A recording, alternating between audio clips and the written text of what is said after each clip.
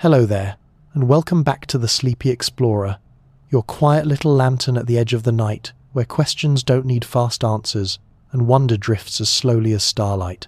Tonight, we aren't chasing galaxies or watching comets sail past. Instead, we're turning our gaze toward a place much closer to home, yet wrapped in a mystery that feels as vast as the cosmos itself. It isn't hidden beyond the stars, but tucked into the desert sands of Nevada, a place known by a simple, almost ordinary name, Area 51.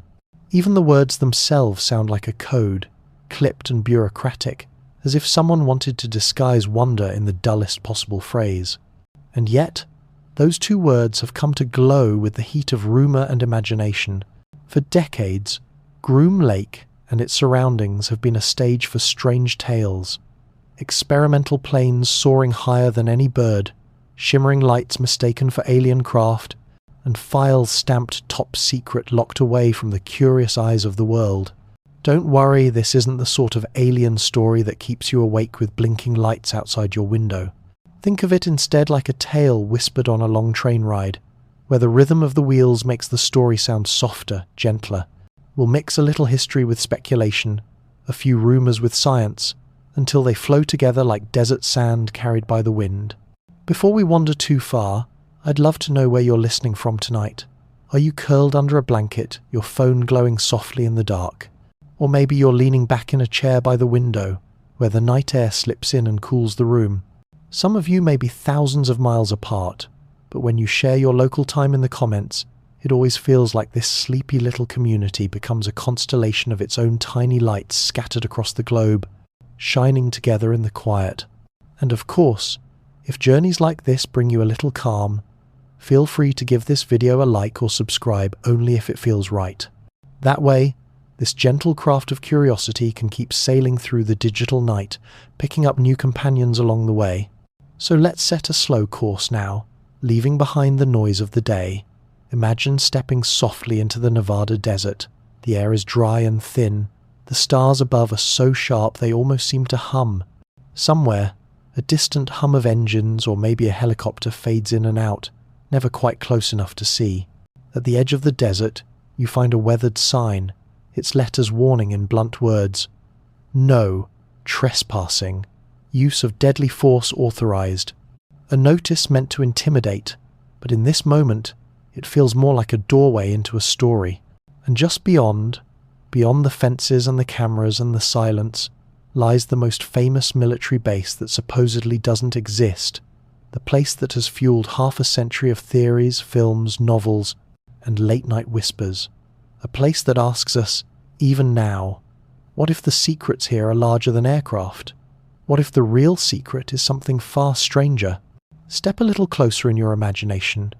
The desert stretches flat and wide, every grain of sand holding the day's heat, now slowly cooling beneath the stars. In the distance, you might picture a row of hangars, long dark silhouettes against the horizon. They seem quiet, but the kind of quiet that makes you wonder what's stirring beneath the surface. Area 51 has always balanced on that line between silence and speculation. For much of the 20th century, its very existence was denied. Maps showed empty land, aerial photos were blurred or blacked out, and anyone who asked too many questions was met with polite but firm shrugs.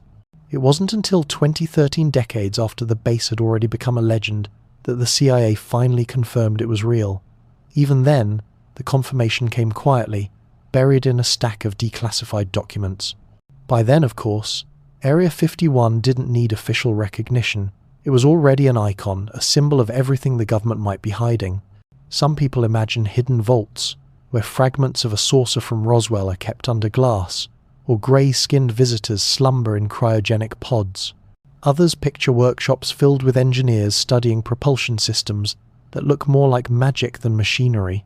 And still, others more cautious, perhaps believe the truth is less cosmic but still extraordinary. A place where stealth bombers were born, drones perfected, and the edges of aviation pushed further than the public could imagine. The truth may be any of those, or none at all. But what keeps the legend alive isn't just secrecy, it's the way that secrecy sparks our collective imagination.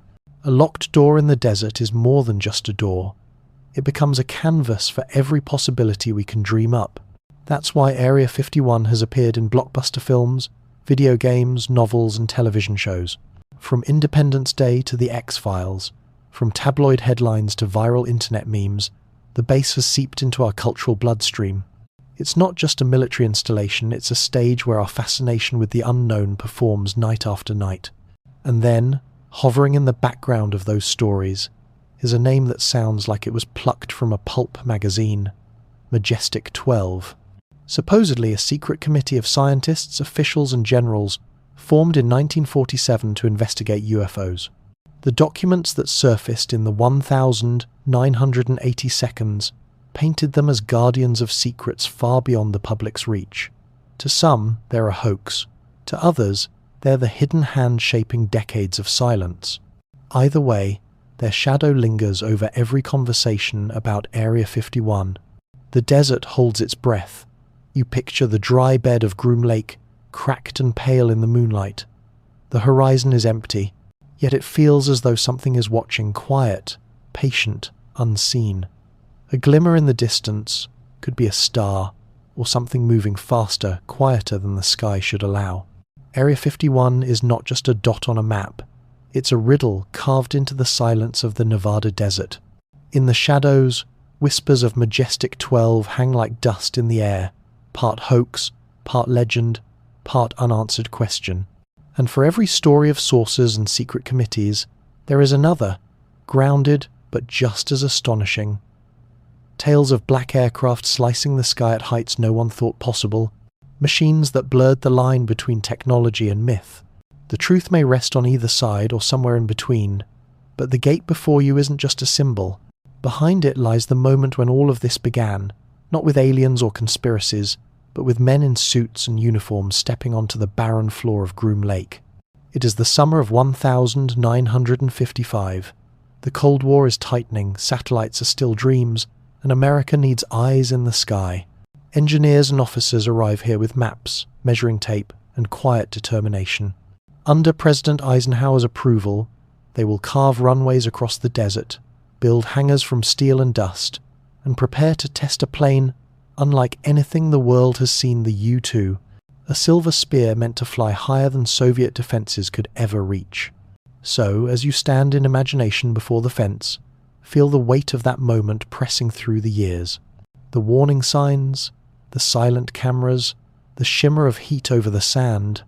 These are not only symbols of mystery, but traces of a history written in secrecy. And now, as the gate begins to open in your mind, you are about to step from myth into history, into the birth of Area 51 itself. The gate creaks open in your imagination, and suddenly the desert feels less like silence and more like a threshold. You step forward, past the warning signs, onto the pale floor of Groom Lake. The ground here is hard-packed, flat as a mirror, stretching for miles in every direction. It looks barren, but to the men who first arrived in the summer of 1955, it was the perfect canvas. Picture them, convoys of jeeps and trucks pulling up, their tires kicking dust into the hot Nevada air. Engineers unroll maps across the hoods of their vehicles, pointing to the vast expanse of dry lake bed. Military officers stand beside them, eyes sharp, knowing that secrecy is as important as steel.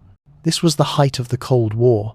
The Soviet Union was expanding its influence, and the United States desperately needed new ways to see beyond the Iron Curtain.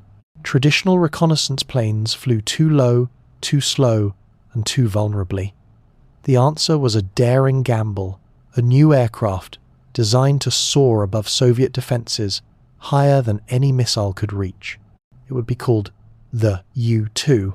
President Dwight D. Eisenhower personally approved the project, and Groom Lake was chosen as its cradle. Why here? Because this place was a natural fortress of silence. Surrounded by mountain ranges, cut off from towns and highways, it was isolated enough to keep curious eyes away. The flatness of the dry lake bed made it ideal for runways, while the sheer emptiness of Nevada's desert provided room to test without fear of being seen. To the outside world, Groom Lake didn't exist. On official maps, it was blank space. Even aerial photographs, when they leaked, were scrubbed or blurred. The base was simply referred to as Area 51, a dull grid label from Nevada's nuclear test site, as if the name itself was trying to hide in bureaucracy. But behind the fences, something extraordinary was taking shape. You can almost imagine the first test flights. A long silver aircraft gliding across the desert, engines howling as it lifts into the dry sky. To the few who knew the secret, it was a marvel of engineering. To anyone who might have looked up from the highway miles away, it could have seemed like something unearthly, a shimmering needle scratching at the edge of space. Decades later, in 2013, the CIA finally acknowledged what had long been whispered. Declassified documents confirmed that yes, Area 51 had been real all along, and its earliest purpose was tied directly to the U-2 program. It was a rare moment when myth and history touched, and the world got a glimpse, just a glimpse behind the locked gate. And yet, even now, the silence remains. Area 51 is still a working installation, its exact project shrouded from view. Satellite photos reveal runways stretching longer, hangars multiplying, but what goes on inside those walls is never spoken aloud. Groom Lake may have begun as the home of the U-2, but its story didn't end there. You keep walking across the cracked earth of Groom Lake, and the horizon seems endless. The heat of the day has faded, leaving only the cool breath of the desert night. Out here, distance plays tricks. A hangar might look close, but the harder you stare, the more it dissolves into mirage. That was part of the genius in choosing this place. Groom Lake was not only flat and vast, but hidden within natural barriers. From the ground, you could see almost nothing beyond the ridges. From the air, unless you knew where to look, the base blended into the emptiness of Nevada. Isolation was its shield, and silence its most effective weapon. The work here demanded secrecy at every level. Pilots flown in on unmarked planes, mechanics sworn to oaths, families told nothing, sometimes for years. Even the photographs in official archives carried blank patches where runways and hangars should have been. The message was clear: the less you knew, the safer everyone was. And yet, silence never stops curiosity. Every era brought new rumours of strange lights zigzagging in twilight, of objects that climbed higher than birds could fly, of shadows darting across the desert floor. Most were nothing more than glimpses of classified projects.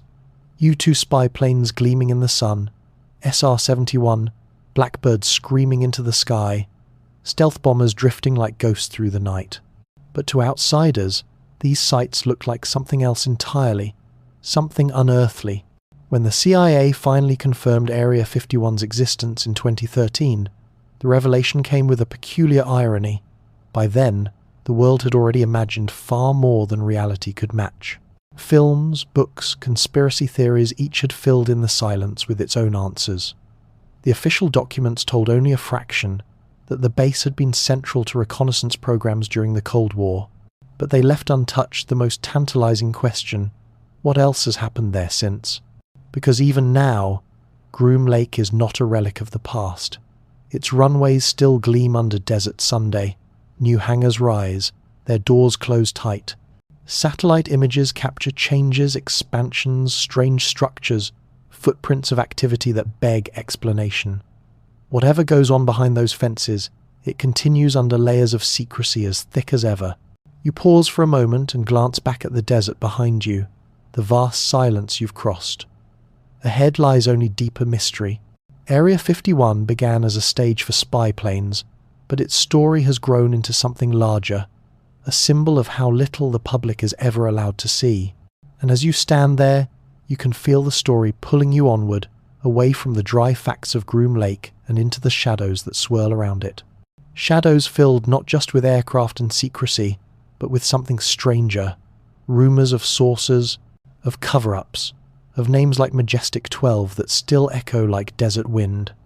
You step farther inside the imagined base, and immediately the air feels different, tense, watchful, charged with silence that isn't quite empty. The desert may seem endless, but here every boundary is marked, every approach controlled. Even before you reach the heart of Area 51, the rules are written clearly in the sand. Bright orange posts rise from the dust, forming lines that carve invisible walls through the landscape. signs worn in stark letters: no photography, no trespassing, use of deadly force authorized. These are not idle words. Armed patrols watch the ridges, motion sensors lie hidden beneath the dirt, cameras track even the most fleeting movement of a jackrabbit in the night. To step across without permission is to vanish from public view, questioned or removed before the story ever leaves the desert. Above you, the skies are no freer. Decades ago, pilots joked that Nevada's sky was a chessboard, but here one square has always been off limits. Civilian aircraft are forbidden to pass overhead. Even military pilots are trained to veer wide of Groom Lake's airspace unless they have clearance. From satellites to tourist planes, images of the base have often been blurred, blacked out, or quietly erased. It is a place that insists on invisibility, as though secrecy itself were part of the architecture. And yet, for all the fences and warning signs, secrecy can never be perfect. People notice lights moving strangely at dusk, or aircraft that appear and vanish too fast. Those glimpses became stories, and the stories became legends. Over time, what had begun as classified flight tests grew into a mythology of saucers and visitors from the stars. Some researchers now believe this was more than coincidence. Declassified accounts and investigative reports suggest that during the Cold War, officials found it useful, perhaps even deliberate, to let UFO rumors spread. Strange lights in the desert? Better for the public to whisper about extraterrestrials than to guess correctly about spy planes designed to fly above Soviet missiles. In fact, a 2025 report highlighted by NDTV described how US intelligence occasionally leaned into the mystery, exploiting UFO folklore as camouflage. It was the perfect cover story, thrilling enough to distract, unbelievable enough to dismiss. The truth of advanced aircraft could stay hidden, wrapped in the glittering disguise of science fiction.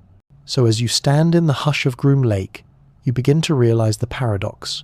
The fences, the cameras, the guards, they keep people out.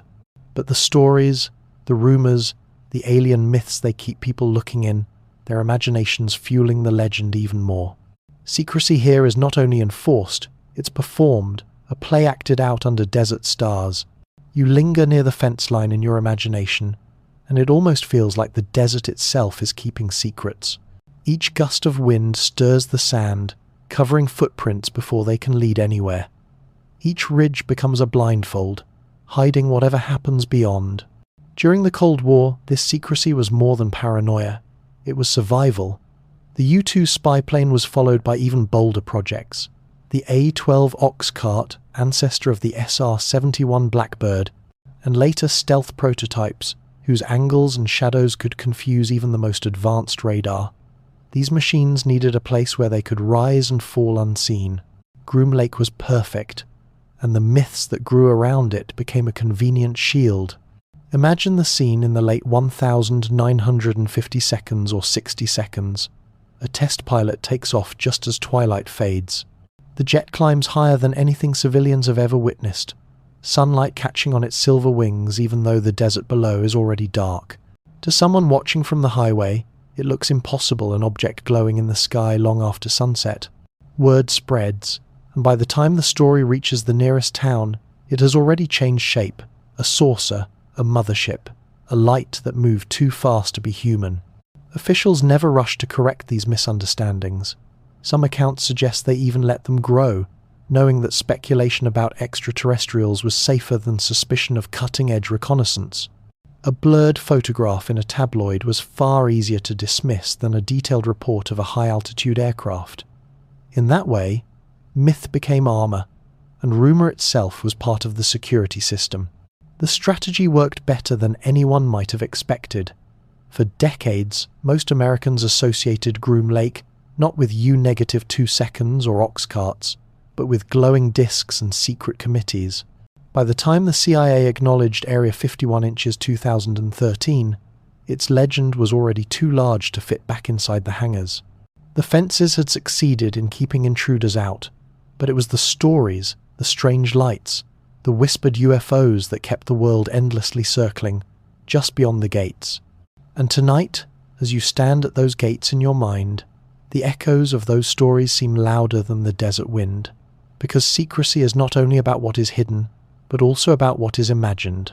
And in Nevada, imagination has never slept. Ahead, the road bends toward a small desert town, Rachel, Nevada, where those whispers have taken on a life of their own. You leave behind the fences and warning signs in your imagination, following the desert highway north until the lights of a tiny town come into view. This is Rachel, Nevada, a cluster of trailers and small homes on the edge of the emptiest stretch of Highway 375, a road so drenched in mystery it's been christened the Extraterrestrial Highway. Here, the desert silence feels different. It isn't the guarded hush of Groom Lake, but a quieter, more human stillness. At night, people gather outside their porches or lean against pickup trucks, gazing upward. The sky above Rachel is unpolluted, clean, and wide. Every flicker of movement stands out, and for decades, residents have shared the same kind of story. Lights streaking too fast, objects hovering too still, glimmers that vanish the moment you try to focus. For locals, these stories aren't abstract, they're lived. A farmer glancing up from his field, a driver pausing on the lonely highway, a waitress stepping out behind the town's only diner. "Did you see it?" is not a question about belief here. It's about last night, or last week, or that time back in the 70s when a whole group swore the same glowing shape hung over the hills. And yet, the truth behind many of those sightings may be as earthly as it is extraordinary. In the 1,950 seconds when U-2 spy planes first soared from Groom Lake, they climbed twice as high as commercial aircraft of the era. At dusk, their silver bodies caught sunlight long after the desert below had gone dark. To eyes untrained, they looked like fireballs hanging impossibly in the night sky. Later, in the 1,960 seconds and 70 seconds, the SR-71 Blackbird took their place, sleek, fast, able to cross a continent in hours. At cruising altitude, the Blackbird reflected colours that made it seem almost alive, flashes of gold, streaks of violet, a darting phantom that eyewitnesses described as not of this world.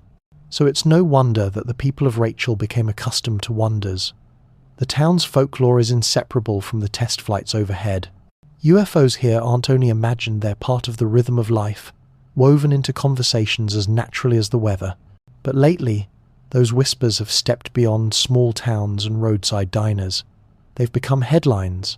You tilt your head back, as if you too are standing with the people of Rachel, staring into a sky so clear that every anomaly feels like a message.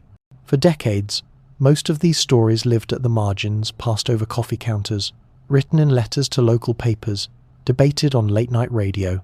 But in recent years, the whispers have stepped out of the desert and onto the floor of Congress. In 2024, the US government released a report cataloguing more than 757 sightings of unidentified anomalous phenomena, UAPs, between May 2023 and June 2024. These weren't only anecdotes from rural towns, they included encounters logged by pilots, radar operators, and military observers. Objects moving without visible propulsion, shapes darting faster than any known aircraft, lights hovering in ways that defied explanation. For Rachel's residents, the report wasn't a revelation, it was confirmation. They had seen such things all their lives, but now the language was shifting. No longer dismissed as flying saucers or little green men, the term UAP carried a different weight, sober, technical, almost bureaucratic, the kind of word that opens doors in Washington rather than shuts them. News outlets splashed the findings across headlines. Lawmakers debated funding for further investigation. Committees demanded testimony from intelligence officers and fighter pilots alike. Suddenly, what had once been campfire talk became the subject of mainstream journalism. And yet, the desert perspective never quite left the conversation. Locals would shrug at the news cycle and say, "We told you so." To them, the sky had always been alive with questions. The difference was that now, the rest of the world was finally looking up with the same uneasy wonder. But with recognition came unease. Were these sightings evidence of technology beyond America's own? Foreign adversaries testing capabilities at the edges of physics? or whispered most cautiously proof that the lights above Rachel had never been ours to begin with. Standing in the middle of Highway 375 inches your imagination, the asphalt stretching into darkness on both sides, you feel the paradox. The road is empty, but the sky is crowded with possibilities. And in that crowded sky, every streak of light becomes a question mark. The farther you let your thoughts wander along the extraterrestrial highway, the more you realize how far the ripples have spread. What began as local stories in Rachel lights over the desert, strange shapes in the sky has grown into a national conversation. UAPs are no longer confined to diner, gossip, or grainy photos in the back of tabloids. They're discussed on primetime news panels, questioned in Senate hearings, and analysed in glossy magazines. A pilot's shaky cell phone video can reach millions overnight, dissected frame by frame on social media. And when military officials stand under oath and admit, yes, there are objects we cannot explain, the effect is electric. The boundary between fringe speculation and official discourse blurs, and suddenly the entire country is looking at the same sky Rachel has watched for decades. Politicians once laughed off the subject, but now they compete to show seriousness. Some call for transparency, demanding that intelligence agencies release what they know. Others warn that UAPs could be advanced foreign technology, a security threat disguised as mystery. Journalists debate terminology. UFOs sound whimsical, but UAPs carry weight, the language of defense and science. And in pop culture, the shift is just as clear. Blockbusters once painted aliens as invaders or saviors. Now documentaries treat them as possibilities. Rachel itself has leaned into the legend. Its only diner, the Little Elaine, sells alien mugs and saucer-shaped burgers, a wink at the tourists who come chasing a glimpse of the extraordinary. The town has become a living museum of rumour, its economy tied to the very lights that once only inspired wonder. But beneath the souvenirs and headlines, the deeper question remains: what is truly being hidden? Are the skies above Nevada crowded with visitors from elsewhere, or with our own machines, veiled in rumour to shield secrets of state? The people of Rachel don't claim to know. They only know that the lights are real, and that the desert has never stopped whispering. And in those whispers, one name continues to echo: Majestic 12. A committee said to have been born in the aftermath of Roswell, entrusted with knowledge too great for the public eye. Whether hoax or history, its shadow stretches over every conversation about UFOs and UAPs, as if the town's night sky itself were spelling the letters across the stars. So as you linger in Rachel, the voices of locals still buzzing in your ears, the road ahead begins to bend again, this time, not toward glowing lights in the sky, but toward a secret hidden in ink and paper. A file, a memo, a set of documents that once appeared in mailboxes and changed the story forever. You follow the long desert road in your imagination until the sky itself seems to turn into paper. The stars fade into typewritten letters, and the wind carries not dust but the rustle of old documents. This is where the legend of Majestic 12 begins, not in a hangar, not in the desert, but in a manila envelope that appeared one day in 1984. Inside were papers that looked official, memoranda stamped with government seals, briefing notes written in clipped bureaucratic tones. They claimed that in 1947, just after the Roswell crash, President Harry Truman had authorized the creation of a secret committee. 12 men, scientists, generals, intelligence officers, were supposedly appointed to study UFOs and any recovered technology. They were called Majestic 12, or simply MJ-12. To those who wanted to believe, it was the missing piece. Roswell had always hovered between rumour and dismissal, but here, at last, was proof that the highest levels of government had taken it seriously. The documents even listed names real officials whose careers and reputations gave the story a strange kind of weight. But almost as quickly as the legend flared, skepticism rose to meet it.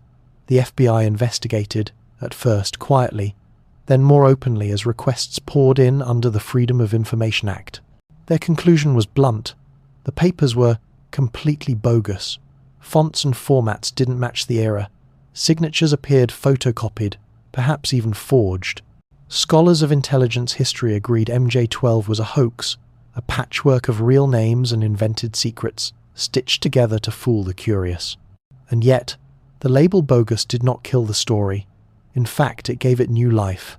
For conspiracy theorists, the FBI's dismissal was itself suspicious. Proof, they argued, that something was worth hiding. Why investigate if there was nothing to find? Why denounce so forcefully if the papers were just clumsy fakes? Each doubt fed the fire, and Majestic 12 moved from the margins of rumor into the center of UFO mythology. Even now, decades later, the name is spoken with a mixture of reverence and irony. Serious scholars shake their heads, calling it a fabrication. But among believers, MJ12 has become a symbol, not necessarily of a real committee, but of the conviction that governments will always know more than they admit. It doesn't matter if the papers were forged.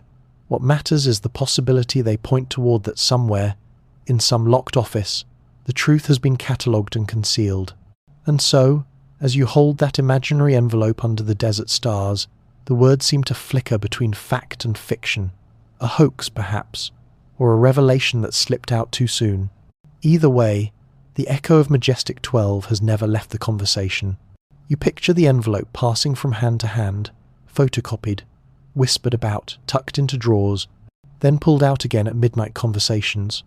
By the late 1980 seconds, the so-called Majestic 12 documents had travelled far beyond the researcher's desk where they first appeared. They had slipped into magazines, television specials and conferences, carried by the thrill of what they seemed to promise. Evidence of the government's greatest secret finally laid bare. The details were seductive. Lists of meetings held under fluorescent lights, terse summaries of recovered craft, names of men who had advised presidents and overseen nuclear projects. To read the documents was to feel you had stumbled into the antechamber of history, catching a glimpse of conversations never meant for daylight. And in an era when trust in government was shaken by scandals like Watergate and Iran-Contra, many were ready to believe. But almost immediately, the cracks began to show. Historians pointed out that some of the letterheads did not exist in 1947. Linguists noted phrases that sounded too modern, too casual for the stilted bureaucracy of the time. Typographers argued over fonts and spacing, tracing the quirks of typewriters versus photocopiers. The deeper investigators looked, the more inconsistencies piled up. The FBI's verdict, completely bogus, was repeated in news reports, though rarely with the same fervour as the claims themselves. For the public, the line blurred. Was MJ12 an outright forgery, or was it a clumsy copy of genuine documents, altered to protect sources? The uncertainty became its own fuel. Every dismissal was treated as a cover-up, every inconsistency as evidence of layers yet to be peeled away. The very debate ensured that the name Majestic 12 would not vanish. Conspiracy culture of the 1,980 seconds and 90 seconds embraced it eagerly. UFO conferences devoted entire panels to dissecting the documents. Talk show hosts invited both believers and skeptics, knowing that sparks of conflict drew viewers. Tabloids printed lurid headlines.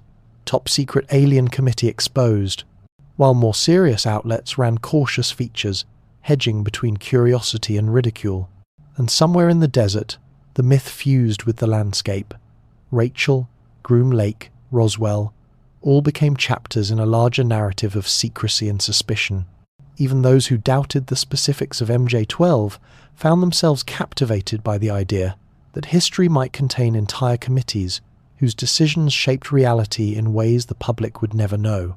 Think of how powerful that symbol became. MJ12 was no longer just a set of papers. It was an archetype, the secret counsel, the hidden hand. It resonated not because of what the documents proved, but because of what they implied, that perhaps the most extraordinary truths would never arrive in press releases, but only in envelopes slipped into mailboxes under the cover of night. As you hold that thought, you can feel how MJ12 grew larger than itself. Whether hoax or hint, the name became shorthand for the hunger to know what lies beyond the fences of Groom Lake. And in that hunger, the myth continues to breathe. You imagine the name written not just on typewritten pages, but flashing across television screens, whispered in radio static, and folded into paperback thrillers on bookstore shelves. By the 1,990 seconds, Majestic 12 had become more than a rumor, it was a cultural character in its own right. Documentaries aired late at night, with gravelly narrators promising to expose the truth the government doesn't want you to know. Films borrowed the imagery freely, shadowy committees making decisions in smoke-filled rooms, generals standing over maps with photographs of crashed saucers spread before them. Even mainstream television dipped into the myth. In The X-Files, MJ-12 became a recurring presence, a shadow council pulling the strings behind the paranormal. The line between entertainment and evidence blurred until the two fed each other, strengthening the name's grip on the imagination. And in the new century, the legend refused to fade. Even as historians insisted the papers were forgeries, UFO researchers continued to cite them, weaving MJ-12 into broader narratives of Roswell, Area 51, and alien technology. For many believers, the fact that the documents were called bogus by the FBI was not a dismissal, but an invitation. If they were truly meaningless, why bother debunking them so thoroughly? Skepticism itself became fuel for belief. In recent years, as the United States has opened new discussions of UAPs, the ghost of MJ-12 has surfaced again.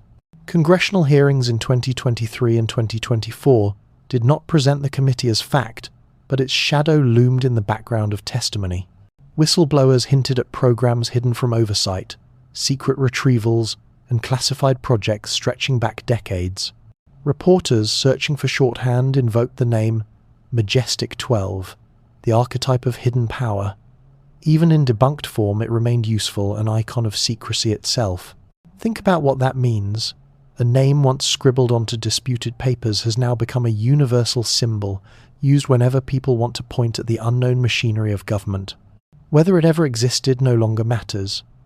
MJ-12 is alive as metaphor, as cultural shorthand, as the idea that somewhere, behind closed doors, extraordinary truths are catalogued and concealed. And perhaps that is why the myth endures, not because of signatures on faded documents, but because it taps into something deeper, the suspicion that the real story is always larger than the official version, and that silence itself can be evidence. So as you fold that imaginary envelope once more, you realize that the story of MJ-12 is not ending here. Ahead lie other files, other memos, other fragments of secrecy waiting to be examined. The desert wind carries you onward, toward pages stamped top secret, their ink fading but their mystery intact.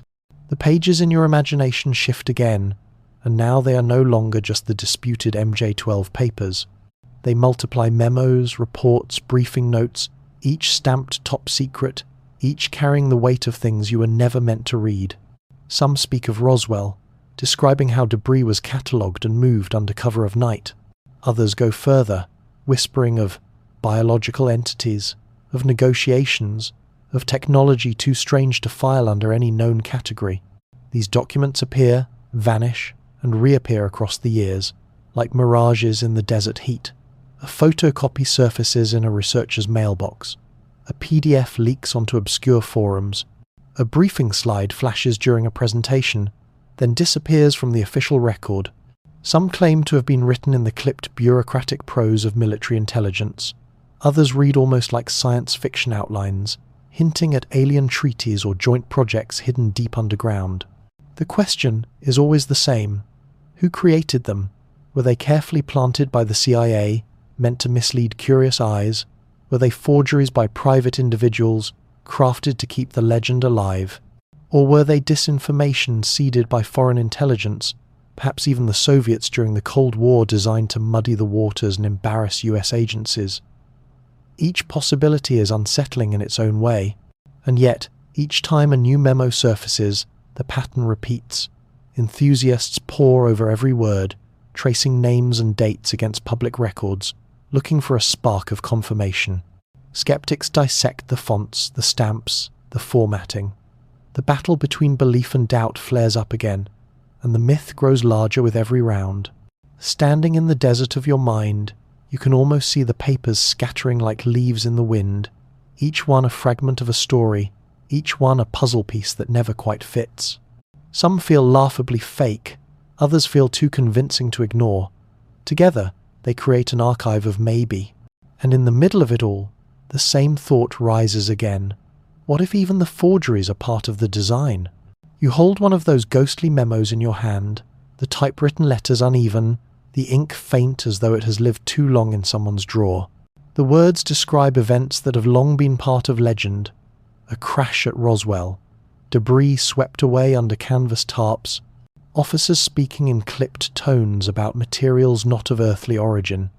Some copies go further, suggesting that the cleanup wasn't only about wreckage, that biological specimens were recovered too, sealed into crates and carried to hidden laboratories. If the MJ-12 documents were dramatic, these memos are theatrical. They mention projects with code names that sound half military, half myth.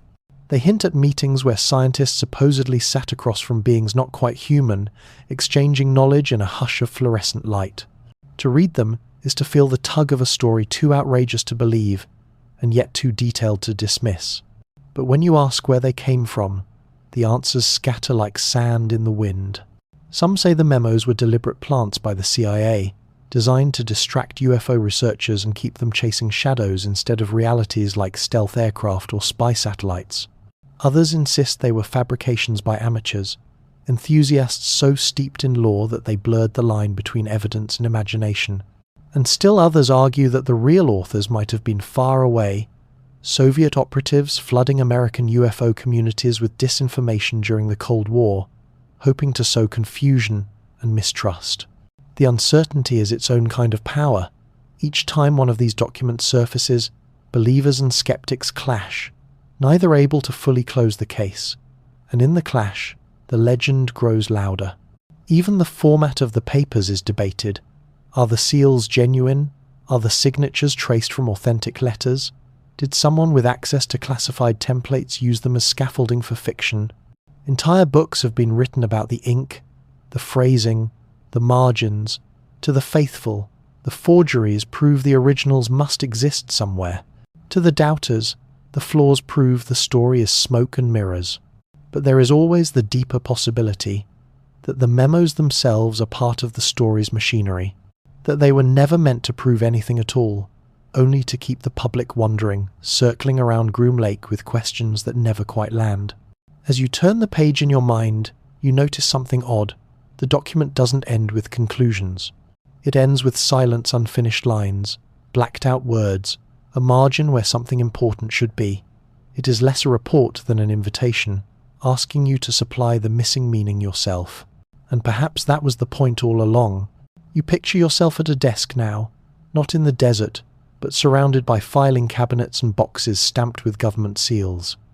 The scene is quieter, but the mystery is no less thick. Here lies the official trail, the Freedom of Information Act, or FOIA, the doorway through which citizens have tried for decades to peer behind the curtain. Since the 1,970 seconds, thousands of FOIA requests have targeted UFO files, Roswell records, and yes, even references to Majestic 12. Some requests yielded stacks of documents, thick with redactions, where black bars covered names, dates, and sometimes entire pages. Other times, the reply was simple: no records found. To the believer, the missing files were proof of deeper secrecy. To the skeptic, they were the natural result of bureaucracy, where lost paperwork and overclassification are common. The CIA's 2013 release confirmed Area 51's existence and tied its origins to the U-2 program, but said nothing of alien craft or committees of 12. More recently, the Pentagon's UAP task forces have released summaries acknowledging hundreds of unexplained aerial encounters, but no direct evidence of extraterrestrial technology. And in every official hearing, when questions about MJ-12 or Roswell arise, the answers are the same. There is no confirmation. The contrast is striking. On one side, the wild sweep of the memos, stories of crashed debris, reverse-engineered propulsion, and meetings with beings from elsewhere. On the other, the flat voice of government archives, reconnaissance, balloons, black projects. The gap between them is where the legend lives, widening each time a new document surfaces without proof to back it. You can almost feel the tension of that space as you sit with the imagined files. The redactions stare back like silent guards. The pages promise revelation, then leave you with absence. And in that absence, imagination rushes to fill the void. In the end, no official document has ever confirmed the wildest claims of MJ12 or its supposed memos. Scholars call them fabrications, agencies call them distractions, and yet the story endures precisely because of that silence. The desert loves its mysteries, and paperwork, in its own way, is as good a desert as any. Flat, endless, and littered with mirages. So you set the last page down, and listen. The whisper of Groom Lake is still there, and with it, the memory of the first great legend, Roswell 1947. That is where the modern story of UFOs in America truly began, and where the trail now leads. The desert wind shifts again in your imagination, carrying you not to Nevada but to New Mexico, where rolling plains stretch toward the horizon and thunderstorms gather in the summer sky. It is July of 1947, and near the small city of Roswell, something has fallen from the heavens. The story begins with debris scattered across a ranch. Strange metallic fragments, impossibly light yet oddly resilient, litter the ground. Rancher Mac Brazel is the first to notice, gathering pieces and showing them to neighbors, puzzled by their texture and weight. Soon, the military is called. Officers from the nearby Roswell Army Airfield arrive, and the story takes a turn that will echo for generations. On the 8th of July 1947, the US Army issued a statement unlike any before or since. They had recovered a flying disc. The words were printed in newspapers across the country. Headlines blared, "RAAF captures flying saucer on ranch in Roswell region." For a brief electric moment, it seemed as though the unimaginable had become fact-proof that something not of this earth had come down in the New Mexico desert. But almost as quickly the story was withdrawn. Within 24 hours, officials revised their account. The recovered object, they now said, was nothing more than a weather balloon misidentified, exaggerated, misunderstood. Photographs were released of officers handling aluminum-like foil and wooden sticks, said to be the wreckage. The explanation was tidy, but it left behind a trail of unease. How could trained military personnel mistake balloon parts for a flying saucer? Why did the announcement change so suddenly? That unease never settled. Instead it grew, branching into rumor and speculation. For many, Roswell became the first great paradox of the UFO age. A story confirmed, then denied, its truth left hovering in uncertainty. Decades later, the memory of Roswell was folded directly into the mythology of Majestic 12. The leaked MJ-12 papers claimed the committee was formed in the aftermath of the Roswell incident, tasked with studying the crash and concealing its implications. In this way, the New Mexico desert and the Nevada desert became linked. Roswell the spark, Area 51 the stage on which the secret supposedly played out. And even now, more than 70 years later, Roswell has not lost its pull. Decades passed, but the embers of Roswell never cooled. In the 1,950 seconds and 60 seconds, the world's attention shifted toward the Cold War, the space race, and the shadow of nuclear weapons. Yet, in the margins of American culture, the story of a crashed saucer in New Mexico lingered like a half-forgotten dream. Then, in the 1,970 seconds, that dream roared back to life. It began with interviews. Researchers tracked down surviving witnesses, neighbors, ranch hands, even retired military officers who spoke of debris that did not look like balloon scraps. Some described thin sheets of metal that snapped back into shape when crumpled, or beams inscribed with symbols they could not identify. The accounts were varied, sometimes contradictory, but they rekindled suspicion that something extraordinary had happened in 1947. Books followed. In 1980, The Roswell Incident by Charles Berlitz and William L. Moore reached a wide audience, framing the crash as a cover-up of alien technology. The book's success sparked television documentaries, talk shows, and late-night radio debates. By the 1,990 seconds, Roswell was no longer a local curiosity. It was a cultural landmark. UFO conferences drew thousands of attendees. Merchants sold T-shirts and trinkets emblazoned with green, wide-eyed aliens. The once sleepy town became a tourist destination. its identity forever tied to the idea that Earth had hosted visitors from elsewhere. Meanwhile, official explanations shifted. In 1994, the US Air Force released a new report acknowledging that the 1,947 object had indeed been more than a weather balloon. But rather than extraterrestrial craft, it was part of Project Mogul, a classified program that used high-altitude balloons to monitor Soviet nuclear tests. The explanation fit the Cold War timeline, but it arrived too late to extinguish the myth. For believers, the change was not clarity but confirmation. The government had lied once, so why not again? This tension is what gives Roswell its enduring grip. Every new explanation is weighed against decades of rumor, testimony, and imagination. Each attempt to close the case only seems to deepen it. And so, Roswell became not just a story of a crash, but a story of mistrust between people and institutions, between witnesses and official accounts, between what we are told and what we suspect. Even the National Archives, the quiet repository of America's paperwork, cannot escape its pull. Roswell files are among the most requested records in their collections. Thousands of researchers, journalists, and curious citizens have combed through declassified documents, searching for the missing link. The archives themselves acknowledge the fascination. Roswell remains one of the most frequently asked about UFO cases in American history. Imagine standing in those hushed halls, file boxes stacked like tombstones of history. Each folder promises answers, yet most contain only dry memos, weather reports, and routine correspondence.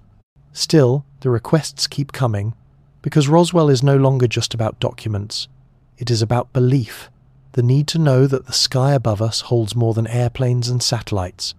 And in that way, Roswell has achieved something larger than evidence. It has become a mirror, reflecting our hopes, our fears, and our hunger for the extraordinary. The deeper you wander into the story of Roswell, the more it feels less like a single event and more like a seed planted in 1947, sprouting into decades of questions, theories, and cultural myths. What makes it extraordinary is not only what may have fallen to Earth, but how that fall reshaped the way people looked at the sky. By the late 20th century, Roswell had become shorthand. News anchors invoked it whenever a strange object was sighted. Writers used it as a metaphor for secrets too large to be spoken. Even skeptics, while dismissing alien explanations, acknowledged that Roswell had changed the language of mystery forever. It was the case that refused to close. The town itself embraced the legend. Each summer, Roswell hosts a UFO festival, complete with parades, costume contests, and lectures. Tourists snap photos under murals of silver saucers and green-eyed visitors. Shops sell soda in alien energy bottles, and snacks shaped like little flying discs. What was once a military embarrassment has become an economic engine, drawing curious travelers from across the world. For residents, the festival is both spectacle and tradition, an annual reminder that their hometown is forever tied to one of the most famous what-ifs in history.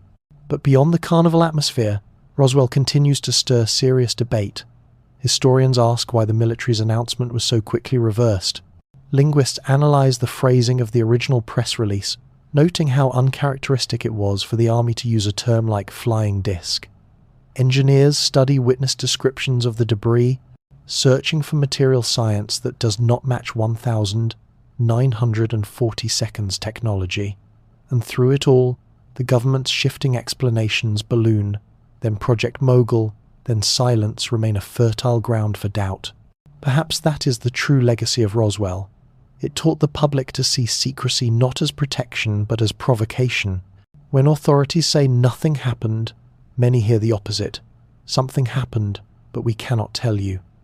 It is this dynamic that has fueled not only Roswell, but Area 51, Majestic 12, and countless other theories. The desert is a canvas, but Roswell provided the brush. Even today, Roswell is one of the most searched terms in UFO history. The National Archives fields more inquiries about it than almost any other topic. The case has entered classrooms, documentaries, novels, and music. It is not just a story, it is a cultural foundation, the starting point of the modern UFO era. So, as you step away from the dusty ranch in your imagination, you carry with you more than fragments of foil or weathered beams. You carry the recognition that here, in this quiet New Mexico plain, the mythology of the unknown was born. Roswell is the doorway through which all later mysteries pass. And beyond that doorway lies another question. If something truly extraordinary did fall in 1947, what became of it? Did the technology vanish into warehouses, studied in silence? Did it spark breakthroughs that reshaped our own science? Or did the crash leave nothing but stories, carried on the wind for generations? As you turn your gaze forward, the desert horizon begins to shimmer again, not with debris this time, but with ideas. The next chapter of the tale waits. Whispers that alien technology was not only recovered, but harnessed, fueling leaps in science that seem almost too sudden to explain. The desert road carries you farther, until it bends toward another name whispered in the lore of Area 51 Seconds 4.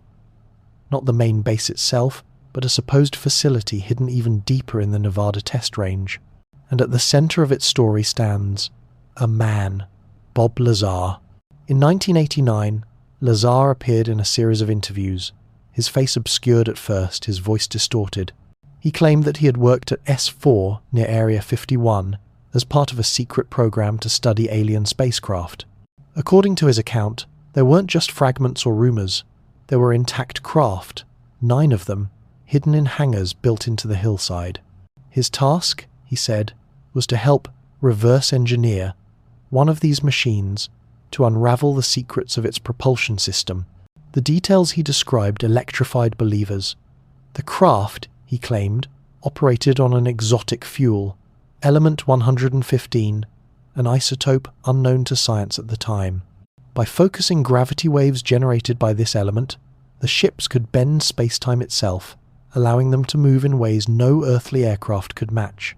To Lazar, these weren't experiments, they were working systems, glimpsed during briefings and lab work, evidence that we were custodians of technology, not of this world.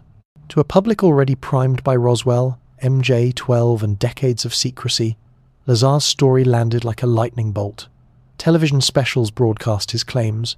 Newspapers ran headlines. Overnight, he became one of the most famous whistleblowers in UFO history. Skeptics pointed out glaring issues. Records of Lazar's supposed education degrees from MIT and Caltech could not be verified. Employment files that should have confirmed his time at Los Alamos National Laboratory were missing or contradictory. To critics, this was evidence he had fabricated the story to gain attention. To his supporters, the missing paperwork was itself suspicious, a deliberate erasure meant to discredit him. But the power of Lazar's account lay not in what could be proven, but in the way it fit so neatly into the narrative already woven around Area 51. If strange lights in the desert sky were test flights, what better explanation than alien propulsion systems repurposed by human hands?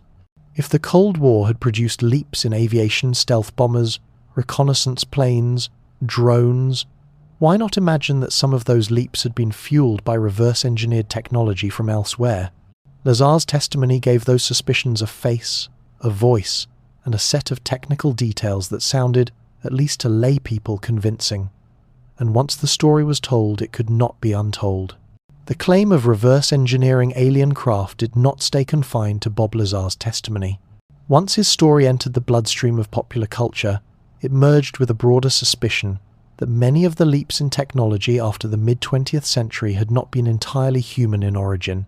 Think about it. The decades following Roswell were marked by astonishing breakthroughs. In the late 940 seconds and 50 seconds, scientists refined the transistor, replacing bulky vacuum tubes with tiny switches that would eventually allow computers to shrink from room-sized machines to devices you could hold in your hand. In the 1960 seconds, lasers emerged, at first as laboratory curiosities and later as tools for surgery, communication, and even weapons research. By the 1970 seconds and 80 seconds, fiber optics carried signals across oceans, linking continents in threads of light. To engineers, these were the natural fruits of scientific progress, the product of thousands of hours in laboratories and workshops. But to believers, the timeline looked too sharp, too sudden. How had humanity leapt so far, so fast? Could it be coincidence that these revolutions followed just after 1947, the year of Roswell, the year Majestic 12 was allegedly formed? The idea was tantalizing. Alien debris recovered in New Mexico, shipped in secrecy to facilities like Wright-Patterson Air Force Base, or hidden sites near Groom Lake. Scientists assigned to study the wreckage, not to fly it, but to copy it. And from that copying, so the theory goes, came the seeds of technologies we now take for granted. Writers and speakers wove the narrative tighter. They pointed to the strength of certain materials, the miniaturization of circuits, the strangeness of fiber optics, even the principles of integrated chips. Each was framed as a gift, not from human genius alone, but from something retrieved under desert stars. Some claimed the same about stealth technology, the smooth angles of the F-117 Nighthawk, so alien in appearance that it seemed born of another world. Skeptics pushed back with vigor. They traced the history of inventions carefully, showing the chain of patents, the incremental advances, the long lines of experimentation that stretched back decades. Transistors were born from solid-state physics, lasers from theoretical work in the 1,920 seconds and 30 seconds, fiber optics from a century of study in light transmission. The suddenness, they argued, was an illusion. A progress always feels abrupt when it reaches the public, but behind every leap lies years of obscurity. And yet, suspicion lingers. The coincidences are too neat, the leaps too dramatic. Even among those who dismiss Lazar's accounts, the allure of the question remains, what if some of our proudest innovations carry fingerprints not entirely our own? Standing in your imagination at the edge of Groom Lake, you can almost see it. Scientists in white coats, poring over fragments that shimmer under fluorescent light. A fragment of metal that bends but never breaks. A crystal that channels light with impossible clarity. A machine whose hum suggests power beyond any earthly engine. Whether real or imagined, the picture refuses to fade. And with every smartphone in every pocket, every fiber optic cable beneath the seas, every laser guiding surgeon's hands, the question returns like a whisper. What are these truly ours, or are they borrowed wonders from visitors we refuse to acknowledge? In the years since Bob Lazar first stepped into the spotlight, scientists and journalists have tried to untangle his story from every angle. The results, at least on paper, seem damning. No university records confirm his claimed degrees. No official employment files place him at Los Alamos in the role he described. Former colleagues and professors deny knowing him. Skeptics argue that the gaps in his history are not evidence of a cover-up, but proof that his account was fabricated from the start. Physicists, too, have weighed in. Element 115, known today as moscovium, was synthesized in laboratories decades after Lazar first mentioned it.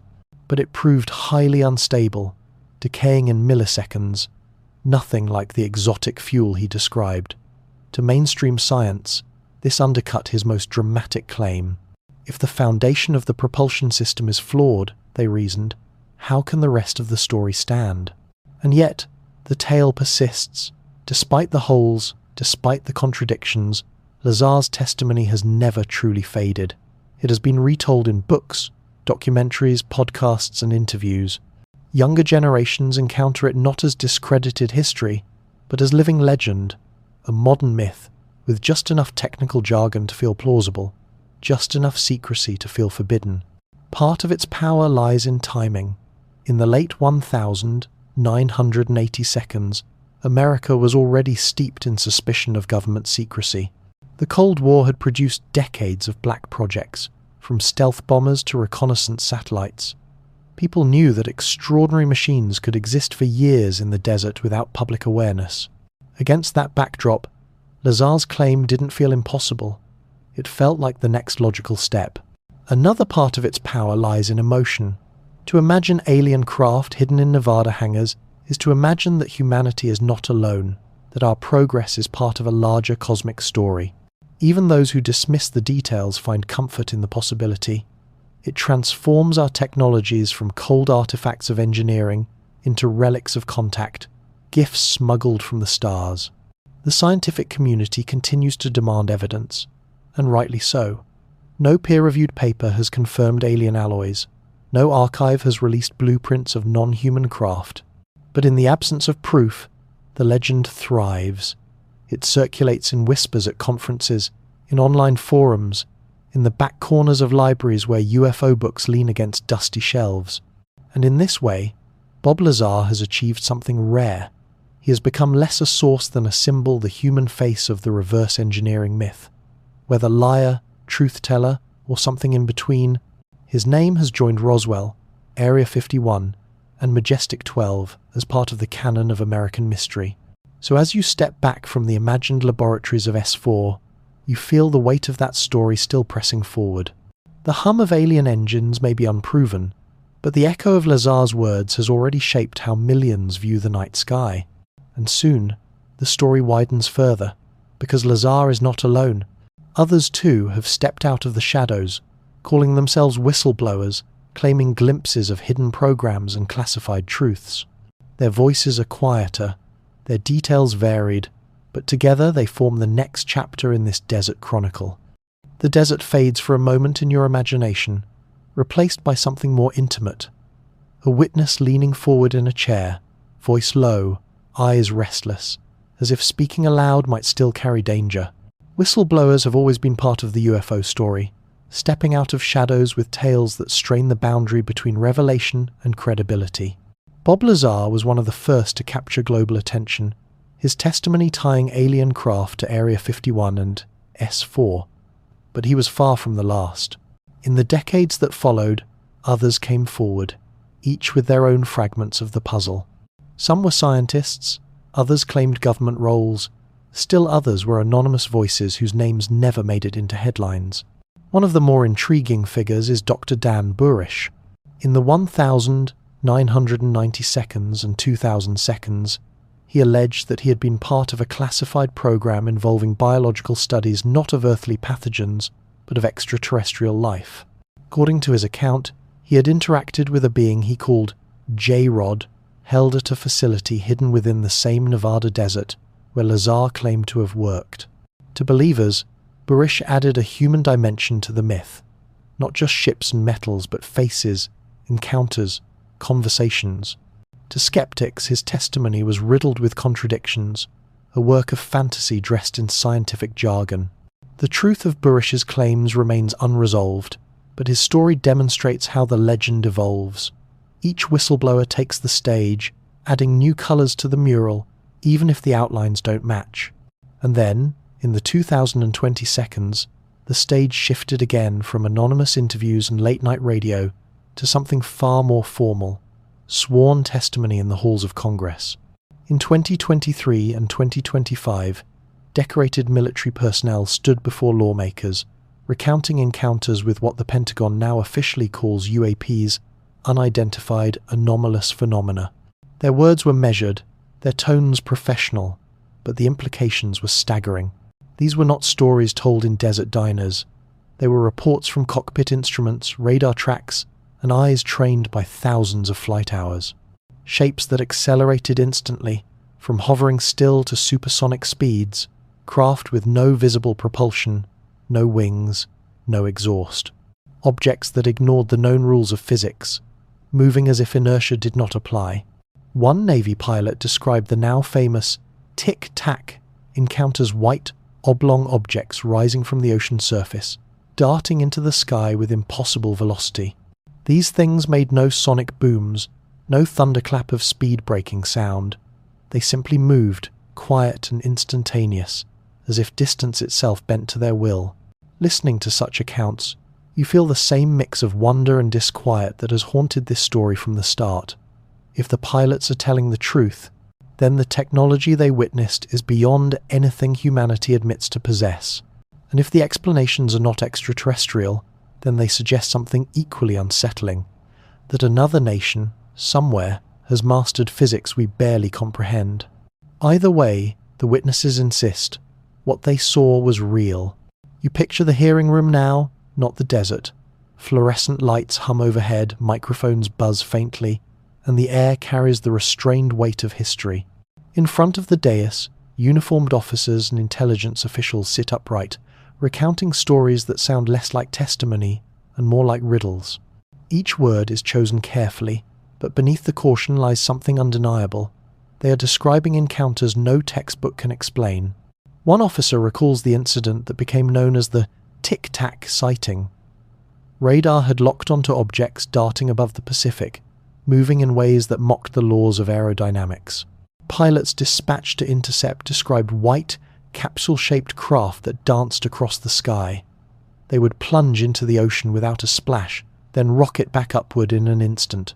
No exhaust trail, no sonic boom, just silent acceleration, faster than any missile could match. These were not vague lights or blurred photos. They were tracked on multiple instruments, confirmed by eyes in multiple cockpits. As the hearing continues in your imagination, another story surfaces, one less famous, but no less haunting. In 2024, leaked footage appeared to show a US MQ-9 Reaper Drive 1 operating over the waters off Yemen. In the video, the drone fires a Hellfire missile at a fast-moving object that seems to shimmer against the horizon. The missile streaks forward, a line of fire across the sky, yet the target remains untouched. The object darts aside with impossible agility, leaving only contrails of confusion. Analysts argued over the footage. Some declared it evidence of advanced drones operated by foreign adversaries. Others whispered that it showed something even stranger, technology outside human reach. For believers, this was proof that the Tic Tac encounters were not isolated.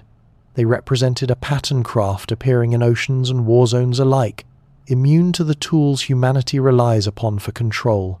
For skeptics, the video was blurry, the data incomplete, but the fact remained: the footage was there and the questions could not be erased. In 2025, whistleblowers expanded on these accounts under oath. A decorated intelligence officer stated bluntly, "There are programs, hidden even from Congress, that deal with UAP retrieval and analysis." His words echoed across news broadcasts, igniting debate. Were these programs the successors of Majestic 12?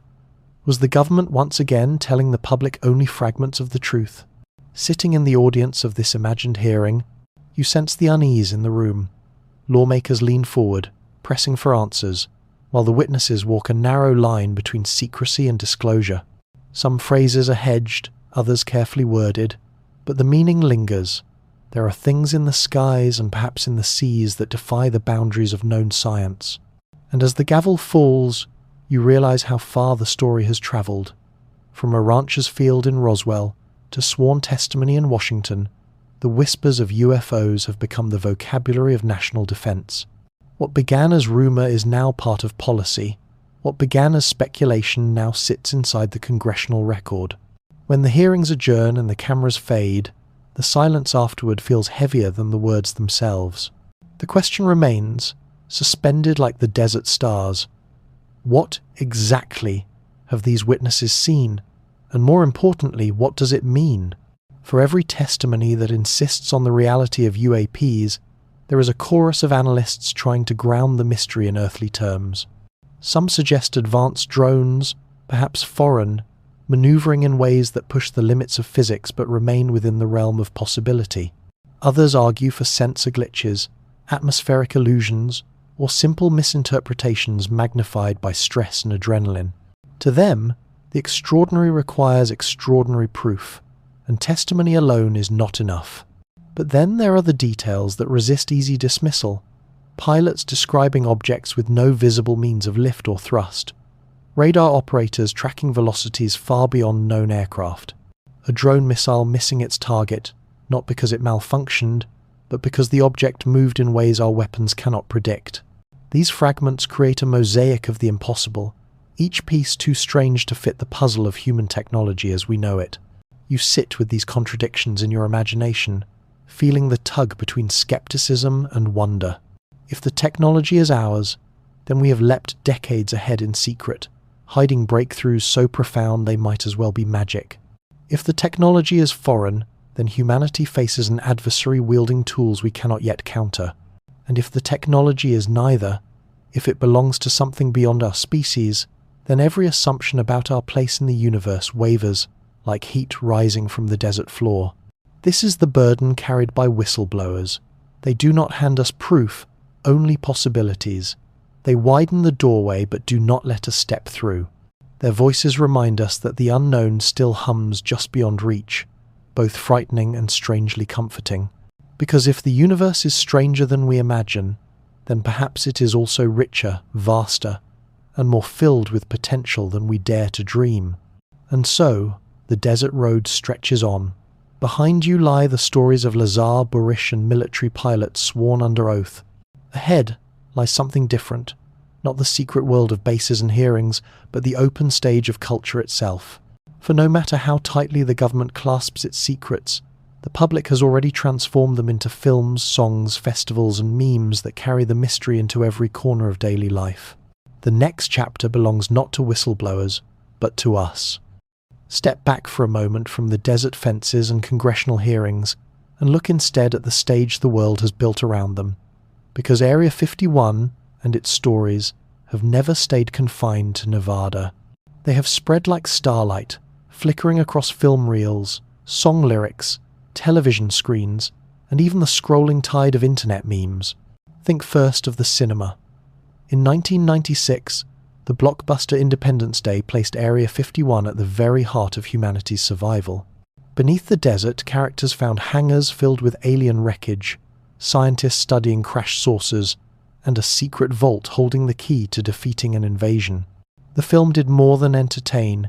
It burned the image of Area 51 into the global imagination as the place where governments keep the extraordinary.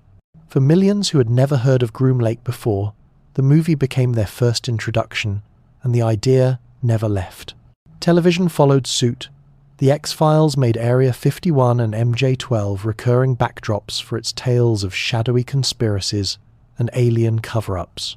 Week after week, viewers tuned in to watch agents Mulder and Scully wander through landscapes of secrecy, their fictional investigations echoing real-world rumors.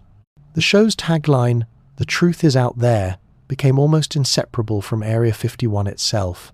And music, too, found its place in the mythology. Rock bands referenced flying saucers. Rappers dropped Area 51 into verses as shorthand for anything forbidden or untouchable. Even children's cartoons snuck in jokes about aliens locked away in desert bunkers.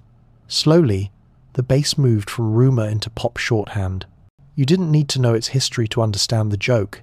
Area 51 meant secrets, aliens, and mystery. The arrival of the internet magnified this transformation 100-fold. Stories that once trickled through tabloids now erupted into memes, forums, and viral posts. In 2019, the Storm Area 51 event began as a tongue-in-cheek Facebook joke. They can't stop all of us. Within days, millions had clicked attend, and news outlets across the world were covering the idea of thousands of people charging the gates to see them aliens. What began as satire turned into a real-world gathering. Though few actually approached the fences, Rachel, Nevada, was flooded with curious visitors, musicians, and vendors. For a weekend, the desert became a carnival of conspiracy, part protest, part festival, part comedy sketch. It showed something remarkable. Area 51 had crossed a threshold. It was no longer just a military installation or a whispered rumor. It had become a cultural meme, a shared symbol used to laugh, question, and dream all at once. And in this transformation, you see the power of myth at its fullest. Whether in blockbusters, streaming shows, or TikTok jokes, the story of Area 51 has been absorbed into the bloodstream of global culture. It belongs not only to historians and whistleblowers, but to everyone with a sense of humor and a hunger for mystery. The story of Area 51 and UFOs did not stop with Hollywood films or cult television shows. In the digital age, the myth grew legs of its own, running faster than any official narrative could catch. The internet, with its endless appetite for the strange and shareable, transformed the desert base into something bigger, a global phenomenon, constantly reinvented in new forms of media. Consider the rise of YouTube. Beginning in the late 2000s, channels dedicated to mysteries and conspiracies uploaded shaky footage of lights over Nevada, sometimes obvious fakes, sometimes simply unexplained. Millions of viewers watched, debated in the comments, and passed the videos along. The algorithm rewarded fascination. The stranger, the clip, the more it spread. Soon, Area 51 wasn't just an American curiosity. It became a worldwide shorthand for secrets in the sky. Podcasts picked up the thread. Shows like Mysterious Universe or The Joe Rogan Experience gave whistleblowers, pilots, and researchers hours to expand their stories. Bob Lazar himself re-emerged in interviews, reaching new generations who had never seen his original 1,989 testimony. Through earbuds and car speakers, the Nevada desert became a campfire around which listeners gathered, night after night, to hear tales of propulsion systems, secret committees, and lights that moved without sound. Streaming platforms followed. Netflix released slick documentaries on UFOs, some serious investigations, others playful explorations. Each added to the aura, feeding both skepticism and belief. Even mainstream outlets like 60 Minutes aired sober reports, interviewing Navy pilots about encounters with Tic Tac craft. When such institutions gave airtime to the phenomenon, the effect was profound. What had once been fringe was suddenly treated as worthy of primetime inquiry. Social media wove all of this into daily life. Memes riffed on aliens hiding inside bunkers, portrayed as bored roommates waiting to be freed. Hashtags like #Area 51 and #Storm Area 51 trended globally, turning suspicion into satire. On TikTok, creators imagined first contact skits, blending comedy with curiosity. The humor didn't diminish the mystery, it amplified it, making the subject approachable, communal, and endlessly remixable. And in the churn of all this content, a strange psychological shift occurred. Area 51 stopped being only a place. It became a mirror for collective imagination. For some, it symbolized government secrecy. For others, it represented the hope that humanity is not alone.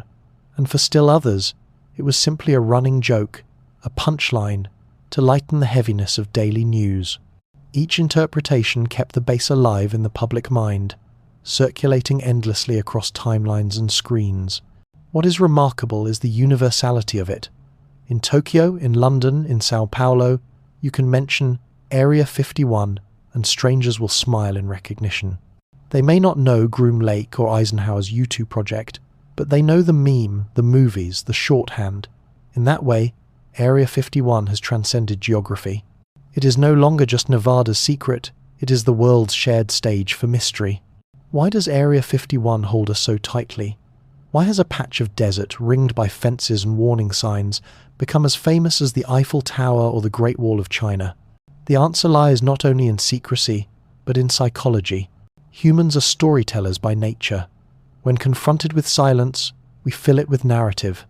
When faced with fences we cannot cross, we imagine what lies beyond. Area 51 is, in this sense, a perfect stage, utterly ordinary in appearance, yet cloaked in enough official denial to ignite limitless speculation. The emptier the desert looks, the richer the stories become. On one level, the myth speaks to fear.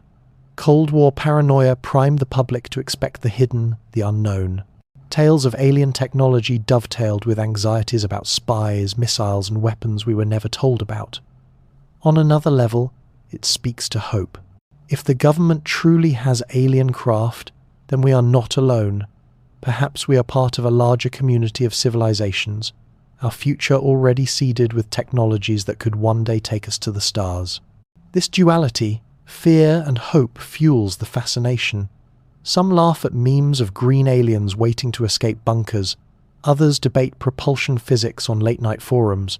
Some treat the whole thing as satire, while others stake their identities on belief. But all are participants in the same ritual, keeping the mystery alive, feeding the fire of speculation with every post, every film, every joke. And in this way, Area 51 has become less a secret than a symbol. It is the modern campfire myth, the story we tell each other to remind ourselves that the world still holds wonders we cannot explain. Whether those wonders are alien, earthly, or imaginary doesn't matter as much as the fact that we keep looking, keep questioning, keep imagining. Perhaps that is why the legend endures across generations. Even as officials release documents, even as scientists dismiss claims, the narrative adapts. It shifts from sources to tic tacs, from paper memos to high-definition videos. Each new form keeps the mystery relevant, alive, and endlessly debatable. And so you stand, in imagination, not at Groom Lake, but in the collective mind, a vast, shared space where pop culture, science, politics, and humour all swirl together. The desert fences may keep us out, but they cannot contain the story. Ahead, the path leads into stranger territory still. Beyond the memes and blockbusters, researchers and thinkers have begun to ask, if such technology existed, even hypothetically, what would science say? Could we imagine the physics that might allow these craft to move as they do?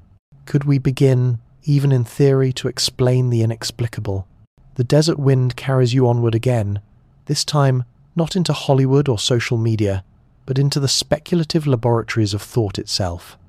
You step now into a different kind of chamber, less dusty desert, less flashing headlines, and more the quiet hum of theoretical laboratories. Because for all the testimony and rumour, for all the films and memes, there remains a question no one can resist. If these craft are real, how do they work? Physicists, engineers, and dreamers alike have toyed with possibilities. One of the most enduring ideas involves gravity itself. Bob Lazar spoke of element 115 bending spacetime, allowing a ship to fall toward its destination rather than accelerate in the way conventional jets or rockets do. To mainstream physics, this is speculation without evidence, but in the borderlands of theoretical science, it resonates with serious questions about how mass and energy shape the fabric of space. Could gravity be engineered the way we harness electromagnetism? Another avenue is propulsion. Witnesses have described UAPs moving without visible wings, exhaust, or sonic booms. To account for this, researchers imagine systems that manipulate fields rather than burn fuel. Concepts like magnetohydrodynamics, plasma drives, or even the warping of spacetime itself appear in academic papers not as proven methods, but as exercises in what physics might allow if certain barriers could be overcome. These papers often begin with disclaimers, acknowledging the lack of experimental data, but they end with equations hinting at roads not yet travelled. Even the strange ability of UAPs to dive into oceans has inspired speculation. Could they employ a kind of supercavitation, surrounding themselves with a bubble of plasma or vapour to reduce drag? Could they transition between air and water without turbulence by manipulating pressure fields? Engineers studying submarine stealth whisper that such ideas, though futuristic, are not impossible. Of course, the absence of physical evidence makes all of this more philosophy than science, but that is precisely what fascinates, the way rumour forces science to stretch. To imagine propulsion without propellers, lift without wings, travel without inertia, it is like an intellectual puzzle handed down from the night sky. And perhaps, in that sense, the real power of UFOs is not in proving alien visitation but in daring us to think bigger. The mysteries of Groom Lake and Roswell may never resolve, but in grappling with them, humanity rehearses for a future when physics itself bends to our will.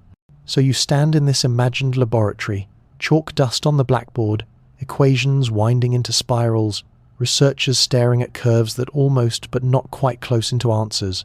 The hum of speculation is its own kind of music. Imagine standing at the edge of a blackboard, the chalk dust drifting like nebulae, and watching ideas unfold that sound closer to dreams than equations. Because once you ask, how could a craft move without wings, without fuel, without sound?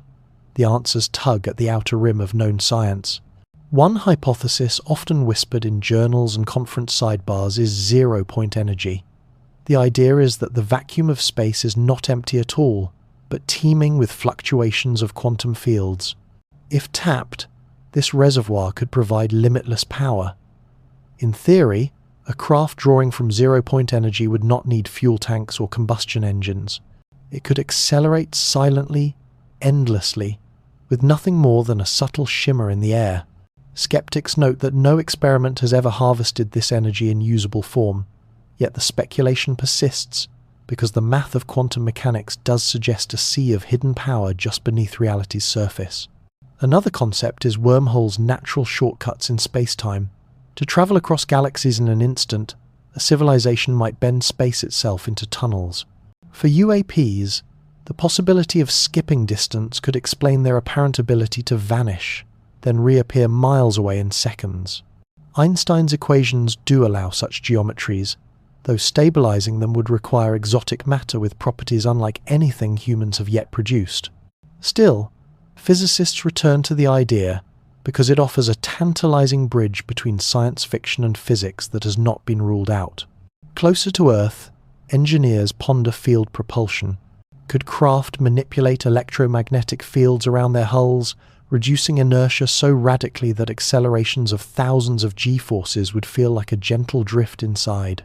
Witnesses often describe UAPs making hairpin turns that would liquefy human pilots. If these maneuvers are real, the craft must either negate inertia or be crewed by beings who experience physics differently.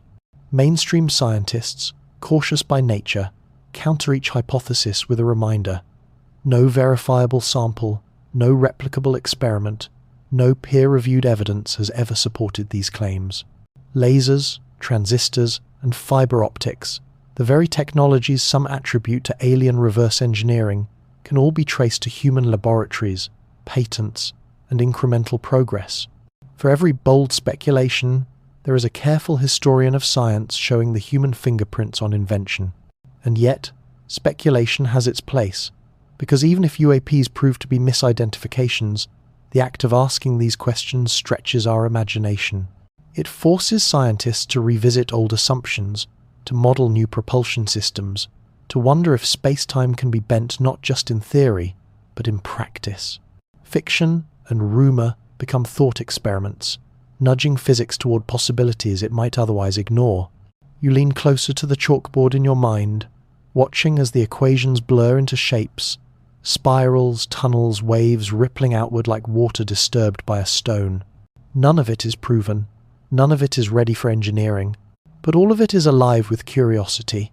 And curiosity, after all, is the truest kind of propulsion humanity has ever known.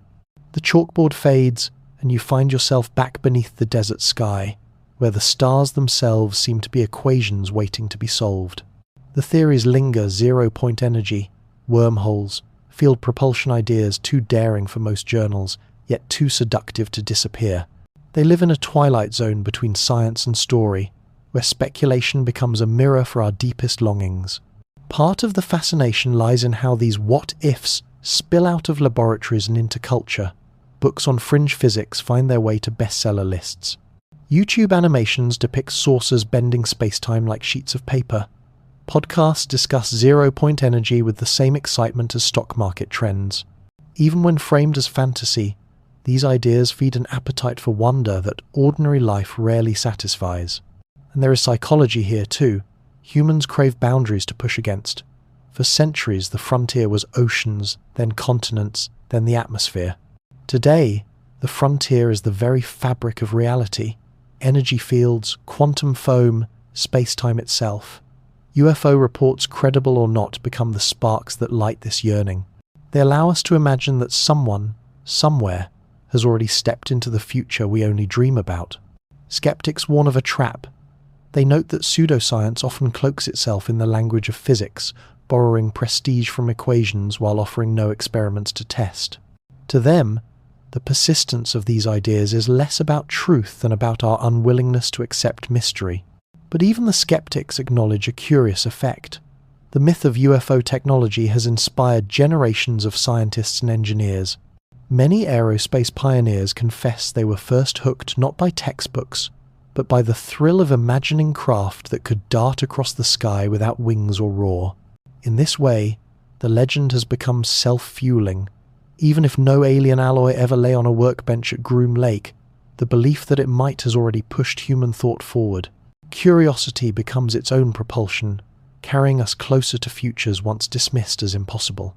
You stand at the threshold of that thought, feeling the dual pull, the rigor of science demanding proof, and the allure of speculation urging you to dream.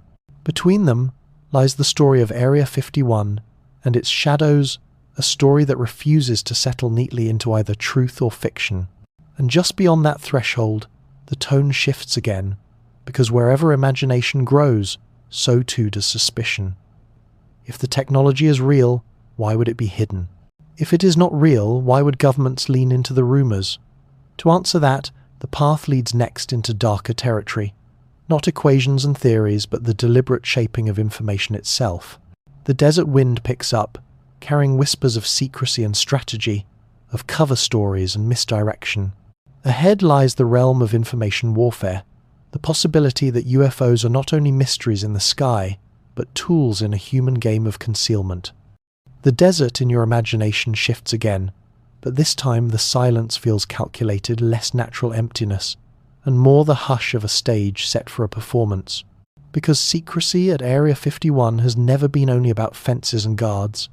It has also been about stories, carefully chosen, sometimes denied, sometimes hinted at, always leaving room for doubt. From the early days of the Cold War, the CIA and the US military played a subtle game. On one hand, they issued firm denials.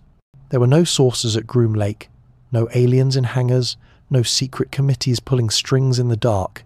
Official statements emphasized reconnaissance programs, weather balloons and routine testing.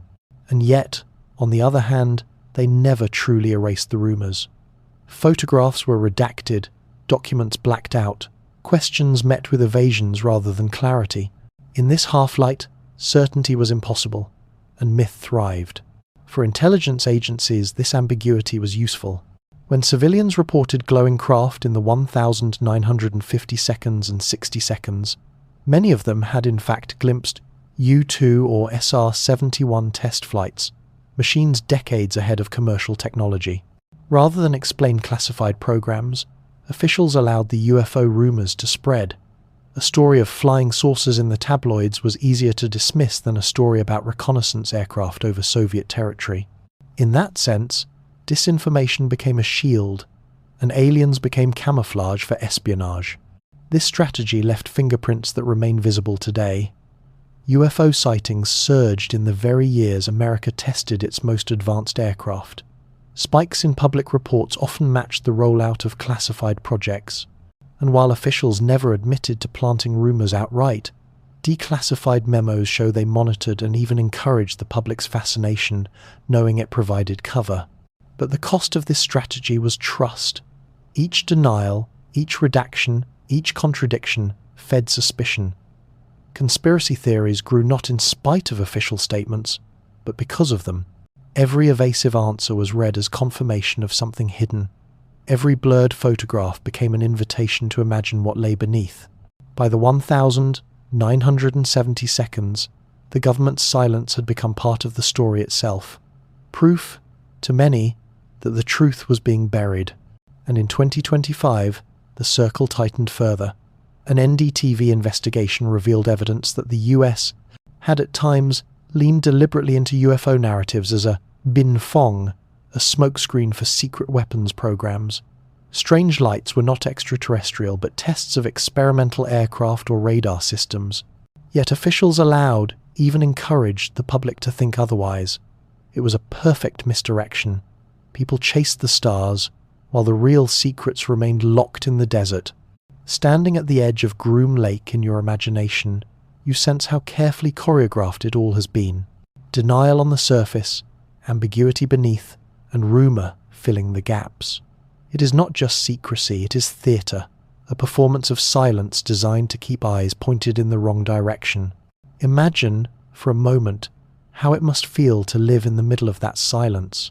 You see strange lights over the desert, you hear the low rumble of engines at night, and when you ask questions, the answers you receive are slippery half-denials, vague reassurances, or outright contradictions. That atmosphere is fertile soil for conspiracy. In fact, it is almost impossible for stories not to grow there. This is the paradox of secrecy. The more a government withholds, the more people imagine. UFO culture has thrived not only because of the sightings themselves, but because of the way officials responded. When records are stamped classified, curiosity intensifies. When photographs are blurred in archives, suspicion multiplies. Even when documents are released, the blacked-out redactions seem to shout louder than the words that remain.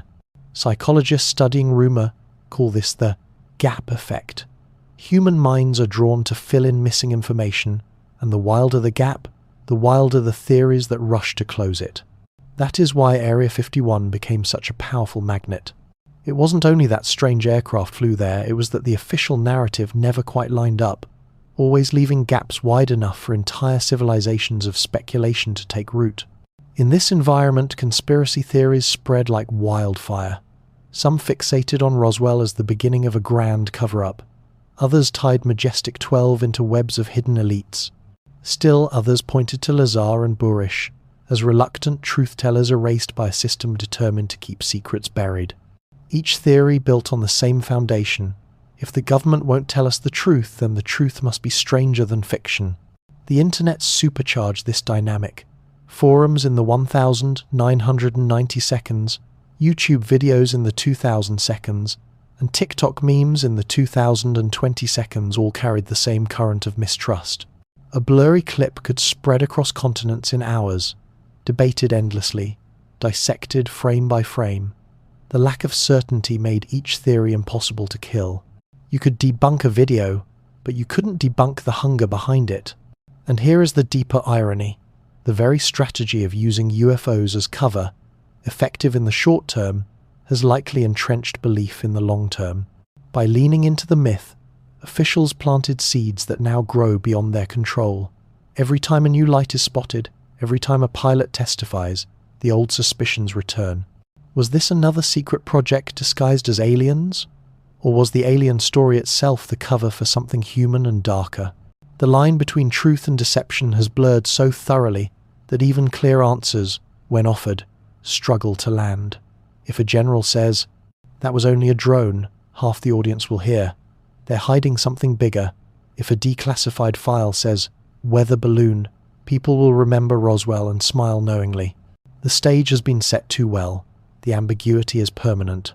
And so, Area 51 and its surrounding legends are not just military secrets. They are a case study in information warfare, where denial, rumor, and myth form a triangle of control, and where the audience, the public, becomes both skeptic and believer, adversary and ally. You stand again at the invisible fence line in your imagination. The desert is quiet, the mountain still, but the silence no longer feels natural. It feels curated, like a stage set where the absence of truth is itself a kind of performance. And the longer you stand there, the more you see how this performance has shaped not just the legend of Area 51, but the way people trust or refuse to trust their own institutions. For decades, the US government's careful dance of denial and ambiguity has had consequences beyond secrecy. It has eroded confidence. When leaders insist nothing unusual happened, while witnesses tell vivid stories of strange lights, the public is left not with clarity but with fracture. Some people accept the official line, others reject it outright, and many hover uneasily in between. Out of that fracture, conspiracy thrives. This is the unintended legacy of information warfare. What began as a tactical decision using UFO rumors to mask classified projects has grown into a cultural fault line. The very myths once useful for misdirection now live independently, evolving beyond the control of those who planted them. A rumor whispered in the 1,950 seconds becomes a Netflix documentary in the 2,020 seconds. A blurred photo once dismissed as a saucer becomes a meme shared by millions. Each generation inherits not only the story, but the mistrust that birthed it. And that mistrust spreads. If the government obscured truth about aircraft, perhaps it obscures truth about other things: technology, medicine, even history itself. Once secrecy is suspected in one realm, suspicion multiplies across all. The desert base becomes a symbol not only of aliens, but of the fear that powerful institutions never tell the whole story. In this way, Area 51 has become more than a military installation. It is a parable of information, how silence can be as loud as speech, how ambiguity can outlast certainty, how myths can survive even when disproven. And perhaps most haunting of all, it shows how secrecy can backfire, intended to protect it, instead fuels the very fires it sought to extinguish. So as you step away from the imagined fence, you feel the weight of this paradox. The myths endure not because they were proven, but because they were never fully denied. They live in the twilight, where truth and rumor blur, where every answer feels like a question, And ahead, the desert road stretches once more. For all the history, all the legends, Area 51 is not a relic. It is alive, expanding, its runways lengthening, its projects evolving. The next chapter is not about the past, but about what happens there today. Stealth aircraft, drones, and perhaps things stranger still. The story moves forward, into the present tense. The desert does not age in the same way cities do. The sands shift, the air stays dry, and Groom Lake remains a pale scar under the Nevada Sunday. Yet within that unchanged landscape, Area 51 has never stopped evolving. It is not a museum of Cold War secrets. It is still alive, still busy, still humming with the kinds of machines that the rest of the world may not see for years or decades. Today, much of the activity centers on drones and stealth. The skies over the Nevada Test and Training Range are home to prototypes that push the limits of remote control, autonomy, and radar invisibility. Long, angular shapes lift off from runways that barely appear on maps. Their surfaces are coated with materials designed to scatter radar beams like pebbles thrown into a pond. Their engines are tuned for silence, for shadows, for the art of being present without being seen. Observers who watch from the ridges, those few legal vantage points miles away, sometimes catch glimpses. A flash of wings at sunset, a contrail too short, too sharp, lights that rise vertically, hover, then drift sideways, defying the smooth arcs of commercial jets. Each sighting is a reminder. The legend may belong to aliens, but the reality is just as extraordinary machines crafted not for spectacle, but for secrecy. And in 2025, the veil lifted briefly again. Aviation enthusiasts tracking the skies spotted Rat 55, a heavily modified jet used as a radar testbed descending toward Area 51. Photographs showed it taxiing toward a structure known to locals as Hangar 18, a building long whispered about in UFO lore. The symbolism was irresistible. A real, verifiable aircraft tied to cutting-edge radar experiments, rolling into a hangar already soaked in myth. For some, it was simple fact proof that the base continues its role as America's testing ground for the future of warfare. For others, it was confirmation that the myth and reality are now hopelessly entwined. Standing at the edge of Groom Lake in your imagination, you feel that doubleness. The fences and cameras guard real programs, classified drones, stealth bombers, radar systems. But over those real secrets floats a halo of legend, a shimmer of alien craft and shadow committees. The two coexist, layered like mirages, each reinforcing the other.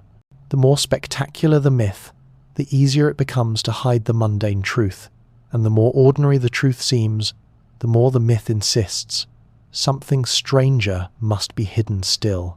When you look at the present-day rumours surrounding Area 51, the shadows are filled not only with drones and radar testbeds, but also with whispers of aircraft that sound like they belong to a future not yet written. Aviation enthusiasts and defense analysts alike have long spoken of Aurora, a supposed hypersonic craft capable of crossing continents in minutes. Officially, no such program has ever been acknowledged. Yet for decades, reports of surface sonic booms over the Pacific, contrails shaped like donuts on a rope, unexplained budget lines buried in defense spending. Each fragment is too small to stand as proof, but together they sketch an outline of something faster, quieter, and stranger than anything admitted publicly. The Area 51 remains the natural stage for these rumours. It was here that the U-2 was tested in the 1,950 seconds, a machine that could fly higher than any other aircraft in the world. It was here that the SR-71 Blackbird prowled the skies, setting records that stand unbroken. And it was here, in the late 1,970 seconds and 80 seconds, that the F-117 Nighthawk Street Elf fighter emerged from the desert shadows, its angular skin so alien in appearance that many who saw it in flight assumed it was extraterrestrial. Against that history, the idea that today's base shelters hypersonic prototypes does not feel impossible. But it is not only about speed. Today's rumours focus on autonomy and stealth, on drones capable of operating without pilots for days at a time, their signals masked against detection, their bodies designed to melt into the sky. Some suggest that Area 51 has become the laboratory not just for planes, but for algorithms, artificial intelligence guiding machines that may one day patrol the globe unseen. Each rumour folds back into the legend. For believers in UFO lore, a hypersonic jet or stealth drone is not separate from alien technology. It is the earthly proof of reverse engineering, the fruit of studying debris long hidden in hangars. For skeptics, these programs explain the sightings: strange lights, abrupt movements, silent shapes gliding across the desert sky. Either way, the myth and the reality blur until they cannot be untangled. And this may be Area 51's greatest trick, not hiding its secrets, but letting them multiply. The real projects feed the rumours. The rumours, in turn, shield the projects. Together, they ensure that Groom Lake remains the most famous secret in the world, a place where every contrail can be a clue and every shadow might hide the future. Standing on that imagined ridge, you realise how the story has shifted. Once, the question was whether the base even existed. Now, the question is subtler. How much of what we see is human, and how much is legend? And in the silence, the base offers no answer, only the steady hum of engines in the dark. Night falls again in your imagination, and Groom Lake becomes what it has always been, a mirror. In the dim light, the base reflects both the tangible and the imagined, the seen and the whispered. On one side, there is the reality aircraft with sharp edges and matte black skins, drones with wingspans longer than airliners, radar systems tested against the desert sky. These are the machines of human ingenuity, born from decades of engineering and billions of dollars in research. On the other side, there is the myth aliens, reverse-engineered craft, propulsion systems bending gravity itself. The two sides overlap, like twin shadows cast by the same fence. For spotters who drive into the Nevada desert with binoculars and long lenses, what they see is often mundane: security patrols, aircraft taxiing, the flicker of runway lights. Yet the very act of watching transforms the ordinary into the extraordinary. A flash in the night sky could be a stealth drone, or it could be something else, something the watchers hope to glimpse but never confirm. Each uncertainty breathes life into the legend. Meanwhile, defense writers note that Area 51 has not lost its strategic role. In 2025, sightings of the RAT-55 radar testbed proved that cutting-edge projects still pass through its hangars. Satellite images show new construction, longer runways, and facilities large enough to house aircraft far larger than anything in service today. To professionals, these are signs of ongoing development. To believers, they are hints of secrets too vast to name. And perhaps that is the genius of Groom Lake's secrecy. By offering no explanations, the base allows every theory to thrive. To one person, Area 51 is a cradle of drones, stealth bombers, and AI-guided machines. To another, it is the warehouse of Roswell debris, the workshop of reverse-engineered wonders. To most, it is both a real place wrapped in legend, where fact and fiction walk side by side in the desert dust. This dual existence has become its defining feature. Area 51 is not only a military base, it is a cultural artifact, a story still being written. Its reality ensures national security, its mythology ensures immortality. Few other places in the world live so fully in two dimensions at once, the classified and the imagined, the present and the mythic. As you step back from the fences in your mind, you sense the continuity. The story that began in Roswell, that grew through MJ-12, that found new life in Bob Lazar's claims, has not ended. It has only adapted, finding new hosts in drones, radar tests, and hypersonic rumors. The secret survives because the myth protects it, and the myth survives because the secret remains. And beyond, the story widens once more. For even as Area 51 continues its dual role in the present, whispers of Majestic 12 refuse to die. The committee that may or may not have existed in 1947 still casts a long shadow in the 21st century, surfacing in hearings, reports, and the corners of the internet where speculation thrives. The road now leads there, into the question of whether MJ-12 has truly faded, or whether its ghost still haunts the halls of power. The desert road carries you forward again, But now the mirage is not hangars or runways. It is a name, 2 words and a number that has lived far longer than the documents that birthed it. Majestic 12. By every official measure, MJ12 has been dismissed. The FBI called the documents completely bogus.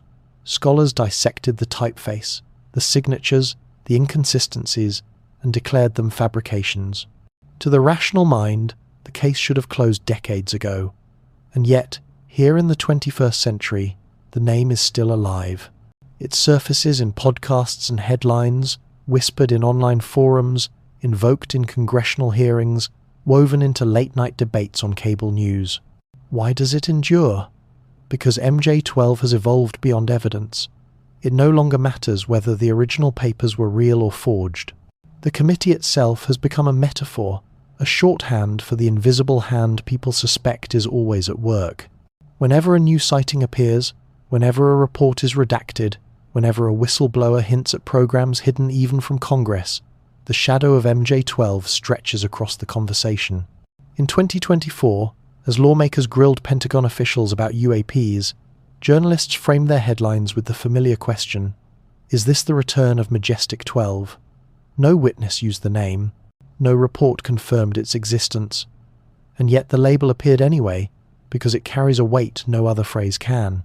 It embodies secrecy, conspiracy, and the idea that somewhere behind the curtain sits a group of 12 or 20 or 200 deciding what the rest of us may know. The irony is sharp. Declared a hoax, MJ12 has nevertheless achieved immortality.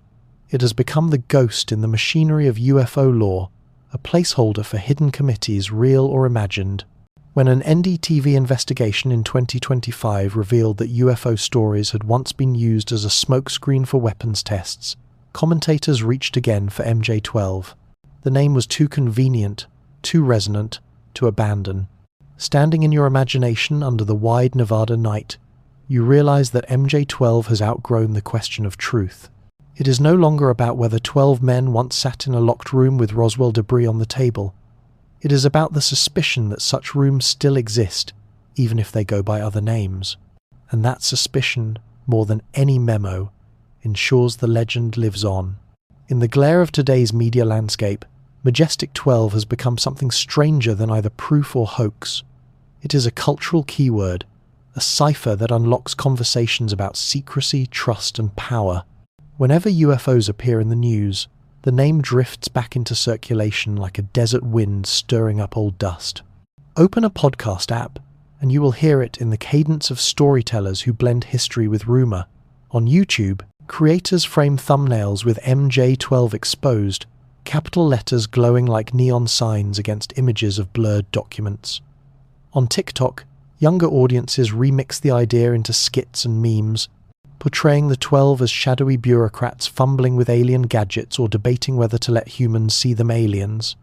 The humor doesn't diminish the myth, it amplifies it, keeping it alive by turning it into something shareable. Mainstream journalism, too, cannot resist.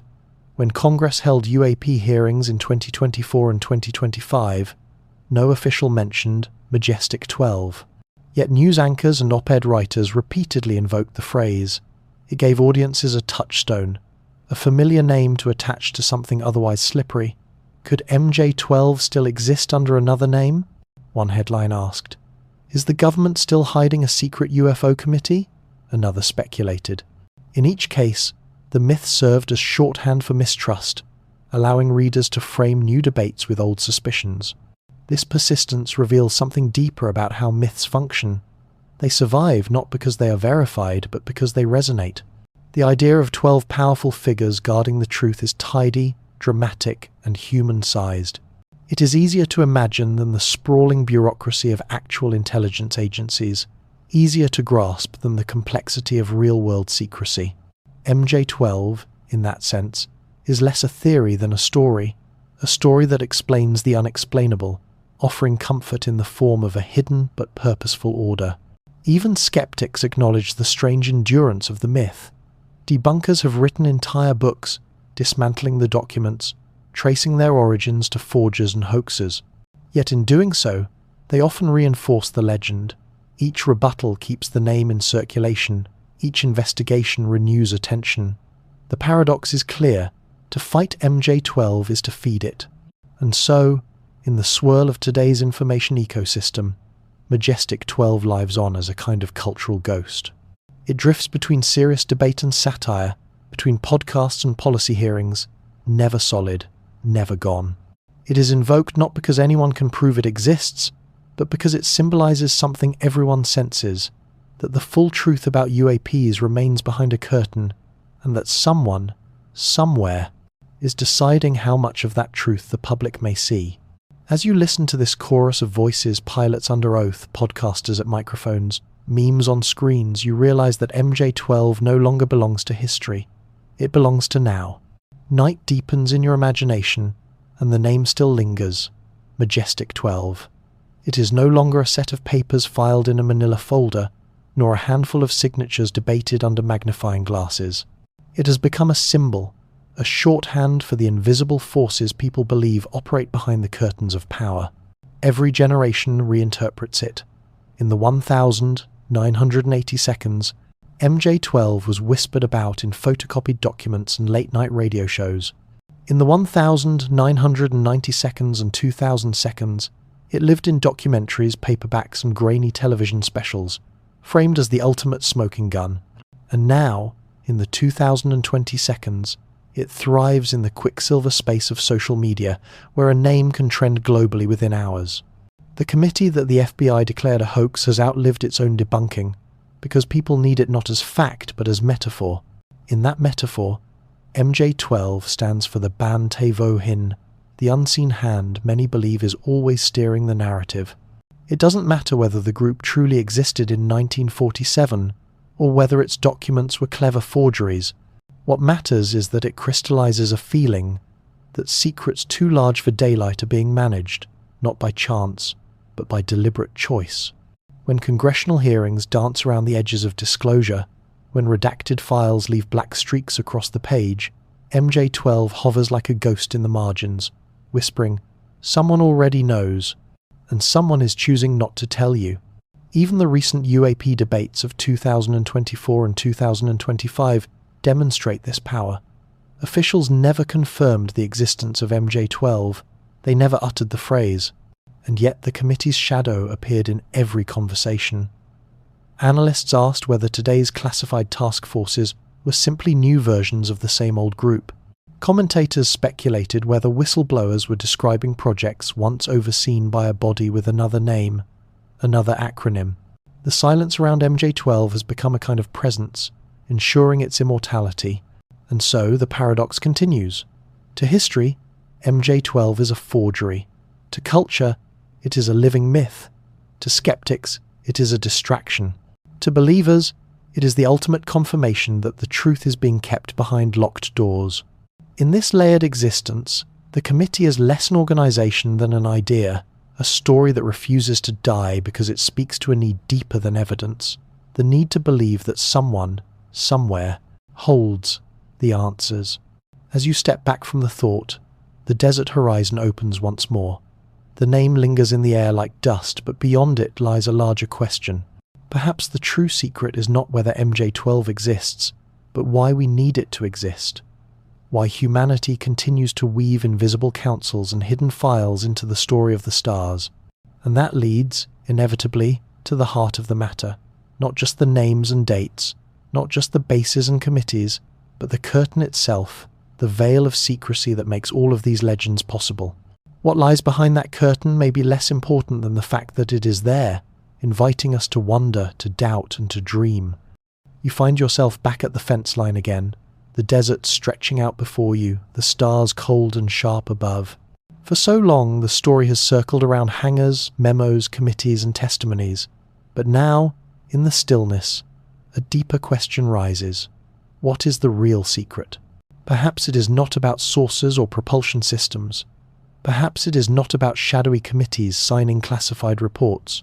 The true mystery may lie in something simpler, yet more profound, the human need for secrecy and the equally human need to peer through it. Every step of this story has been shaped by the veil. When officials denied Roswell, the denial itself fueled speculation. When Area 51 was blurred on satellite maps, the blur became evidence of something extraordinary. When Majestic 12 was declared fake, the dismissal gave the myth more oxygen.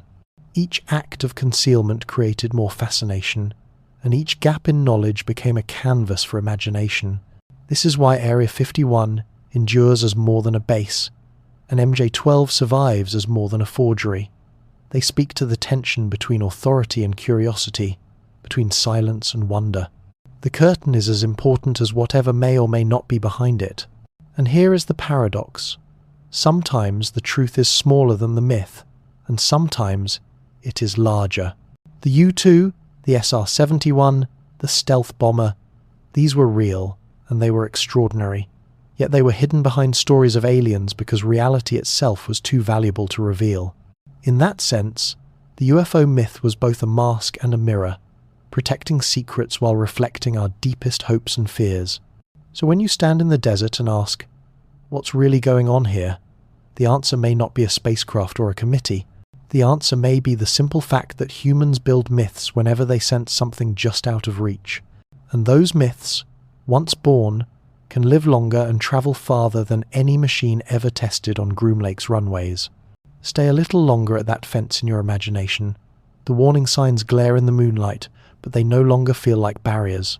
They feel like symbols, reminders that the unknown is always with us, waiting just beyond reach. And maybe that is the deeper truth. Not that secrets are hidden, but that mystery itself is part of being human. Throughout history, we have always built curtains around what we don't yet understand. Once, it was the ocean's edge, where maps drew sea monsters in uncharted waters. Later, it was the sky, where comets were seen as omens. Now, in the modern desert, the curtain is draped over hangars and radar domes, and the monsters are replaced by whispers of saucers and secret committees. The form changes, but the impulse remains. We fill the gaps with stories, because silence is unbearable without imagination. And those stories are not only about fear, they're about hope too.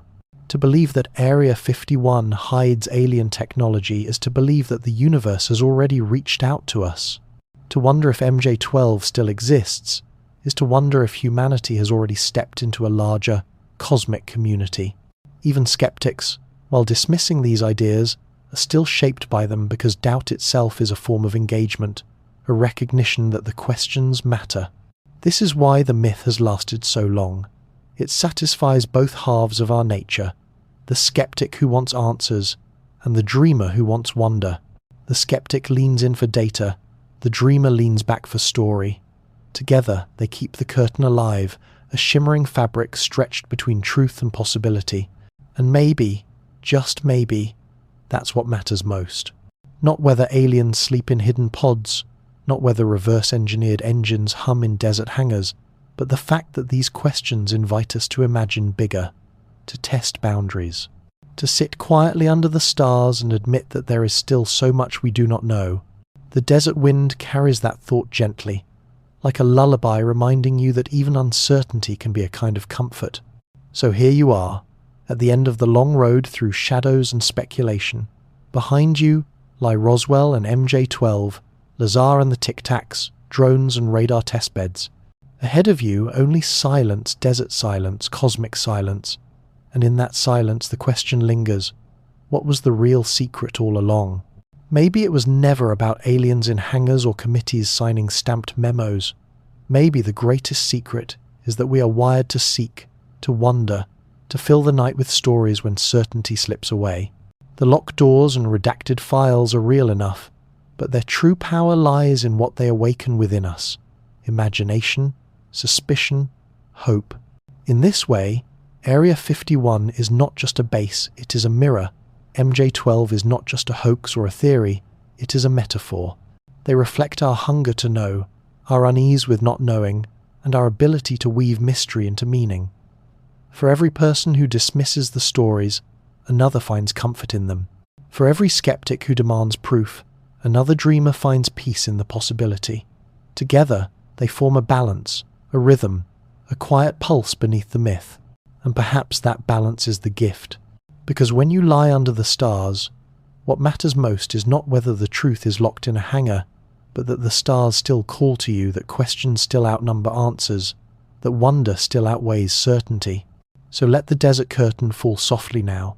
Let the fences and hangars fade back into shadow. What remains is not fear, but a gentle awareness.